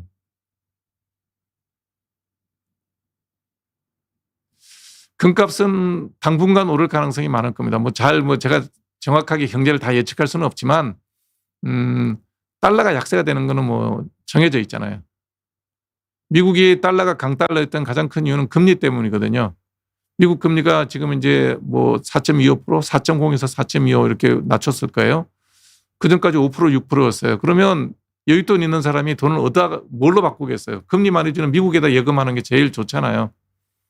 한국 금리가 2%, 3%인데 저기 미국 금리가 5%면 여러분들이 돈이 있어 마음대로 투자를 할 수 있는 입장이다 그러면 미국에다가 달러 바꿔서 투자를 했겠죠. 그러니까 달러 값이 비쌌죠. 근데 지금 이제 뭐 금리 낮추겠다는 거 아니에요. 그리고 어떻게 하든지 낮추겠다는 거 아니에요. 그럼 내려가면 금리가 내려가겠죠. 내려가면 금값은 달러로 연동돼 있으니까 1온스당 1트로이 온스당 뭐 지금 얼마인가요? 2,000달러 넘었나요? 계속 오르겠죠. 뭐. 코스피가 이러면 아까 설명드렸잖아요. 주가가 오르면 우리나라가 주식을 투자하시는 분들이 한 1,500만 된다 그러더라고요. 네. 그러면 그 1,500만 명이 웰스 이펙트, 부의 효과라는 거예요. 내가 부자가 당장 돼서 현금을 손에 갖고 있지 않아도 내가 삼성전자 주식을 얼마를 갖고 있었는데 그게 자산 가치가 5천만 원이 7천만 원 됐다. 그러면 사람이란 마음은 7천만 원의 마음으로 소비를 하죠. 그러면 이제 아무래도 내수가 좀 도움이 되죠. 아침 식사는 집사람이 차려주는 칠첩반상을 먹습니다. 잘 먹습니다. 집사람이 귀찮죠. 그러니까 자기 주식 오르는 게 제일 좋은데 코스피가 전체적으로 오르면 다 조금씩은 다 오르죠. 그리고 실제로 우리가 갖고 있는 주식의 가치가 우리 회사들이 갖고 있는 우리 상장된 회사들이 갖고 있는 내재된 가치보다는 주가가 저평가되어 있는 것은 맞죠. 왜냐하면 이제 우리는 오너가 있는 주식회사잖아요. 그러니까 오너의 이익에 맞춰서 주가를 조작하는 경향이 있는 건 맞아요. 예를 들면 뭐 이 회사랑 이 회사랑 합병해야 되는데 오너가 이 회사 A하고 B가 같은 그룹의 계열사 A가 B가 있는데 이 둘을 합병해야 돼. 근데 여기에 오너 지분이 많아요. 그러면 이 값을 올리는 걸 하고 이 값을 낮추죠. 그러면 그 가격에 몇 대 몇으로 합병을 하죠. 그 과정 중에 오너의 입맛에 맞게 주가가 조작이 안 된다고 얘기할 수 없는 거에 사실이잖아요. 그다음에 뭐 지주회사 만든다고 이제 물적 분할을 할 때도 오너 입장에 맞게 물적 분할을 하죠. 그리고 어느 회사가 되게 잘 되면 그 회사를 계속해서 주식의 파이를 우리는 키우지 않고 전부 회사를 다 분할을 합니다. 자회사를 만들죠. 그리고 자회사는 이 원래 메인 회사의 주주들은 여러 명인데 이 자회사는 대주주만 그 자회사 지분을 왕창 가지고 따로 상장을 해요. 이런 게 이제 사실은 공정한 경쟁이 아니고 주식하는 사람 입장에서 볼 때는 엉망인 거죠. 말도 안 되는 일이죠. 이제 거기에 대한 규제가 필요하다. 뭐 이제 그게 현 정부의 입장이고 저도 거기에 대해서 입장을 동의합니다. 그래서 우리나라 주가가 그래서 완전한 자본시장이 개방되어 있지 않고 오너가 갖고 있는 어떤 전행이 있기 때문에 주가가 저평가되는 건 맞죠. 주식하고 코인에 대해서 추천하나요? 저는 안 합니다. 제가 이렇게 뭐 주식도 공부를 하고 코인도 공부를 하지만 저는 거기도 투자 안 하고 코인도 안 사요. 주식도 투자 안 합니다. 저는 부동산에 투자하고 현금 갖고 있습니다. 속 편하고 마음 편하고 좋아요. 이 나이에 뭐 재산 더 늘려서 제가 무슨 뭐 크게 바뀔 게 없잖아요. 내 마음 편한 게 최고죠. 제가 하는 말에 뼈가 있다고요. 제가 하는 얘기에 뭐 진실에 가까운 얘기가 있죠. 듣는 사람은 뼈가 있게 들리는 경우는 그 사람들이 이제 시장의 논리에 어긋나는 일을 하고 있을 때는 말에 뼈가 있게 들릴 수는 있죠. 어쩔 수 없죠. 뭐 여러 번 유튜브를 하는데 제가 여기서 그럴 일은 없잖아요. 재벌 회장님들 눈치 볼 일도 없고 정치인들 눈치 볼 이유도 없죠. 생각은 각자 생각대로 하는 거예요. 고맙습니다. 비욘디 구독 많이 해주시고 매주 화요일 날 저랑 같이 한 2시간 즐거운 시간 가지면 좋죠. 가끔 이렇게 멋진 정말 뭐 보기 힘들잖아요. 우리가 감히 윤희상 선 불러다 놓고 1시간 반을 이렇게 우리 마음대로 묻고 얘기하고 그럴 수는 없잖아요. 좀 중고 손자가 여드름 때문에 고민이다. 그냥 약을 먹고 바르면 되거든요. 지금 피부과 선생님들 저도 이제 후배인데 나이가 많이 떨어져서 이제 차이가 많이 나서 아는 분은 없고요. 가서 중학생이든 고등학생이든 먹는 약이 있어요. 그러니까 나이가 좀 어리면 항생제를 먹을 거고요. 나이가 좀 들어서 17세가 넘어가는 고등학생이라면 아마 피지 억제제 아이소트레틴을 먹을 거예요. 먹는 약을 처방하는 병원이면 다 괜찮습니다. 네. 동치미는 안 나오는 게 아니고 잘렸습니다. 지난 대선 때, 지난 뭐 총선 때부터죠. 네. 이준석 개혁신당을 좀 지지하면서 정치 활동을 해서 잘렸습니다. 어느 당에서도 환영받지 못하죠. 네, 윤석열 정부에서도 잘리고, 네, 이재명 정부에서는 뭐 아예 잘린 다음에 복귀는 생각도 안 하고 있습니다. 우리 마음대로 정하는 것도 아니고요. 방송이라는 건 그래요. 아까 뭐 윤희상 선생님도 얘기했지만, 방송 25개 잘렸다잖아요. 이재명 후보 지지하고 난 다음에. 이런 것들이 우리 사회가 아직까지 성숙하지 못하고 잘 분화되지 못해서 그래요. 음악하는 분이 음악하고 정치적으로 누구를 지지하고 아무 상관없는 얘기잖아요. 그냥 들으면 되죠. 좋은 곡이면 듣고 내 마음에 안 드는 곡이면 안 들으면 되는 거고. 그다음에 뭐 내가 누구를 정치적으로 지지했던 그 사람은 여러분이 지지 않았다 하더라도 저한테 와서 진료받는데 환자분 누구 지지하세요? 이런 얘기는 안 하잖아요. 진료하는데 개혁신당을 지지한다 그러면 제가 뭐 치료비를 까준다거나 뭐 진료를 더 잘해요. 그런 거 없어요. 환자는 똑같아요. 그러니까 그거를 분리시켜서 생각하지 못할 정도로 아직까지 우리 국민들이나 우리 정치 수준이 미성숙한 거죠. 분화가 덜 된 거죠. 부동산 경기가 좋으려면 거래세를 낮추고 보유세를 올리면 됩니다. 아주 간단합니다. 예를 들면 강남의 아파트가 평균 한 20억 한다고 쳐요. 20억에 대해서 보유세를 미국처럼 높이면 돼요. 미국은 뭐 주별로 이제 보유세가 다르긴 하지만 캘리포니아 같은 경우에는 1.8%인가 뭐 2%인가 그럴 거예요. 그러면 20억짜리 집을 갖고 있으면 1년에 보유세가 4천만 원이에요. 1%인가 2%인가 잘 모르겠는데 하여튼 그 어느 언저리예요. 좀 싼 주도 있고 되게 뭐 1%라고 쳐요. 그러면 윤희님 어때요? 1%인가 2%인가요? 그래서 1%라 그러더라도 20억짜리면 2천만 원 내야 돼요. 그러니까 수입이 없는 사람이 그 집을 갖고 계속 살기가 힘들죠. 그러면 어떡합니까? 팔게 되죠. 그러면 새로 돈을 버는 젊은 사람이 이제 그 집을 사겠죠.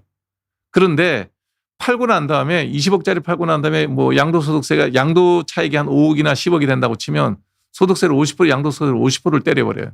그러면 이 사람은 그 돈을 20억짜리 집을 팔고 세금 내고 나면 10억밖에 내 손에 안 남으니까 멀리 가려고 그래도 집이 줄어요. 못 파는 거예요. 우리는 그래요. 대신에 우리는 뭐예요? 재산세가 적죠. 우리 재산세 뭐 20억짜리 아파트 갖고 있어봐야 1년에 한 2, 300만 원, 3, 400만 원 나올래나? 그 정도 될 거예요. 그러니까 보유세가 많고 거래세가 낮으면 미국처럼 부동산이 그냥 시세대로 매매가 돼요. 그러니까 부동산업이 업종으로 살아갈 수가 있죠. 근데 우리처럼 보유세는 직거래만큼 해놓고 거래세를 왕창 높여놓으면 거래가 안 돼요. 집은 1%래요. 그러니까 20억짜리 집을 갖고 살면 2천만 원 내야 되는 거예요. 그래야 집이 바뀌고 바뀌는 거에 따른 거래에 따른 세금은 거의 없어요. 미국은.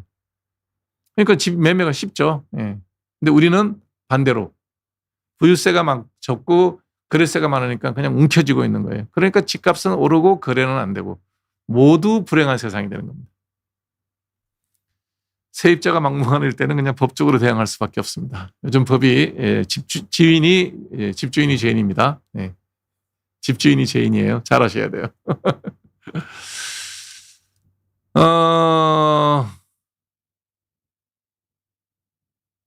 실업급여에 대해서 실업수당이 있잖아요.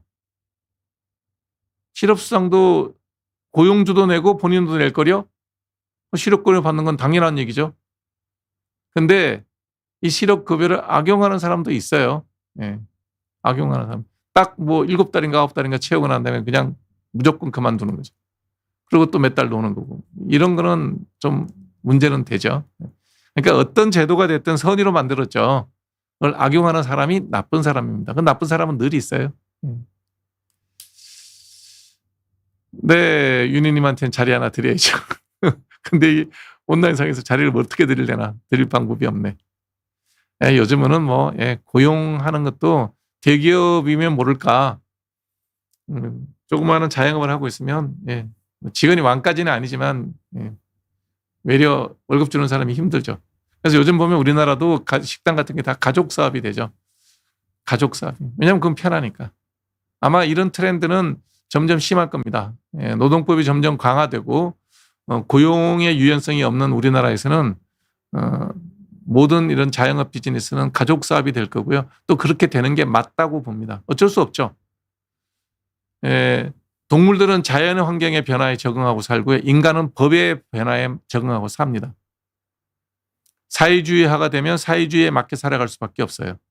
우리나라가 경제적으로 볼 것 같으면 경제적으로는 자본주의하고 사회주의로 나뉘잖아요. 이렇게 그 극단에 가면 공산주의가 있지만 뭐 사회주의하고 자본주의가 이렇게 이제 대척점에 있는데 우리는 제가 볼 때는 자본주의에서 사회주의 쪽으로 좀 더 많이 치우친 한 70% 정도로 치우쳐져 있다라는 게 제 생각이에요. 뭐 사회주의가 나쁘냐? 그렇지 않아요. 전 세계에서 사회주의 채택하고 있는 나라 많아요.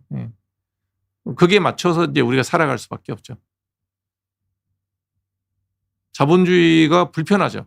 경쟁사회고 능력주의고 이게 사람들을 하기 힘들게 하니까. 사회주의는 둘이 같이 살자는 거니까 그걸 더 다수의 사람들이 좋아할 수도 있죠. 사주 타로 안 봐요. 말이 안 되는 얘기죠. 수술에 대해서 의사가 아닌 사람이 하는 건 불법입니다. 안 합니다. 그렇게 하는 데는 이상한 병원이에요. 가지 않아야죠. 권력자들이 국민들이 성숙하지 못하도록 온갖 방법으로 막는데 그렇게 생각하시나요? 저는 그렇게 생각 안 해요. 권력자는 늘 어떤 누구든 권력을 가졌을 때 국민들이 권력의 운용에 대해서 좀 이렇게 모르게 하고 권력을 행사해서 자기가 뜻하는 바대로 세상을 이끌어가기를 원하는 건 모든 권력자의 속성입니다. 그는 민주적으로 당선된 대통령이고 민주주의자라 하더라도 그런 거예요. 그래서 국민의 성숙을 막는 권력자라는 건 없죠. 적어도 민주주의 사회에서는. 그래서 성숙하기 싫은 국민은 있죠. 공부 안 하는 사람이 그렇죠. 책 안 읽는 사람이 그렇죠.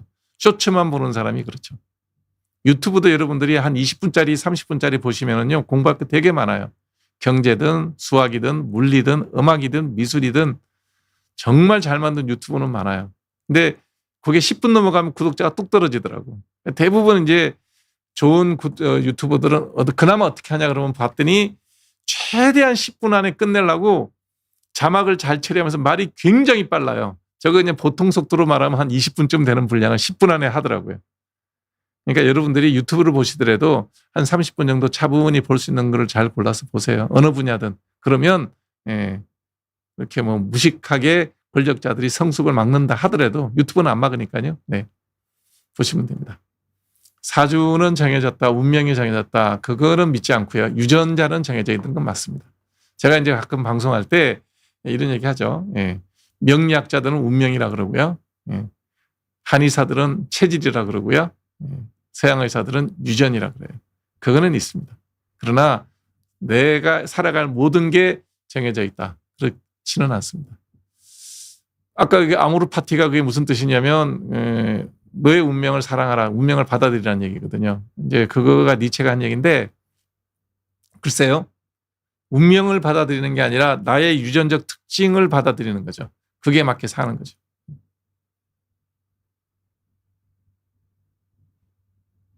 유튜브 채널 하나 부탁드려요. 제가 다 한 번씩 모셨는데 그분들 유명한 유튜버들 경제 유튜브 뭐 좋은 거 박종훈 기자 안 오셔서 못했고요. 박종훈 기자 경제 유튜브 되게 좋아요. 그다음에 주식이나 이런 경우에 갑자기 이름이 기억이 안 나네. 연금은 이영주 박사님 유튜브 좋고요. 그다음에 천문학은 우주먼지 지웅배 박사님 좋고요. 그다음에 부동산 표영호 선생님이 하고 있는 그것도 되게 좋아요. 그다음에 또 뭘 보고 있지? 골프는 각자 취향에 맞게 골라서 보시고요. 뭐 저도 이제 주로 보는 것들이 그런 것들이고요. 역사 임영환 쌤 유튜브 보시면 좋고요. 청화수 유튜브도 역사는 괜찮습니다. 그다음에 아주 클래식하게 역사 강의하시는 분이 있습니다. 이익주 선생님이라고 서울 시립대 교수님인데 이분은 정말 역사 선생님 같이 강의해요. 근데 강의로서는 아주 정사 강의를 아주 올소독스하게 잘하십니다. 다 들어보면 그게 중복되는 부분이 있어요. 그거는 최소한 역사적인 관점은 저렇게 가지는 거는 중립적이고 가치 있겠다. 뭐 이런 얘기들이 있어요.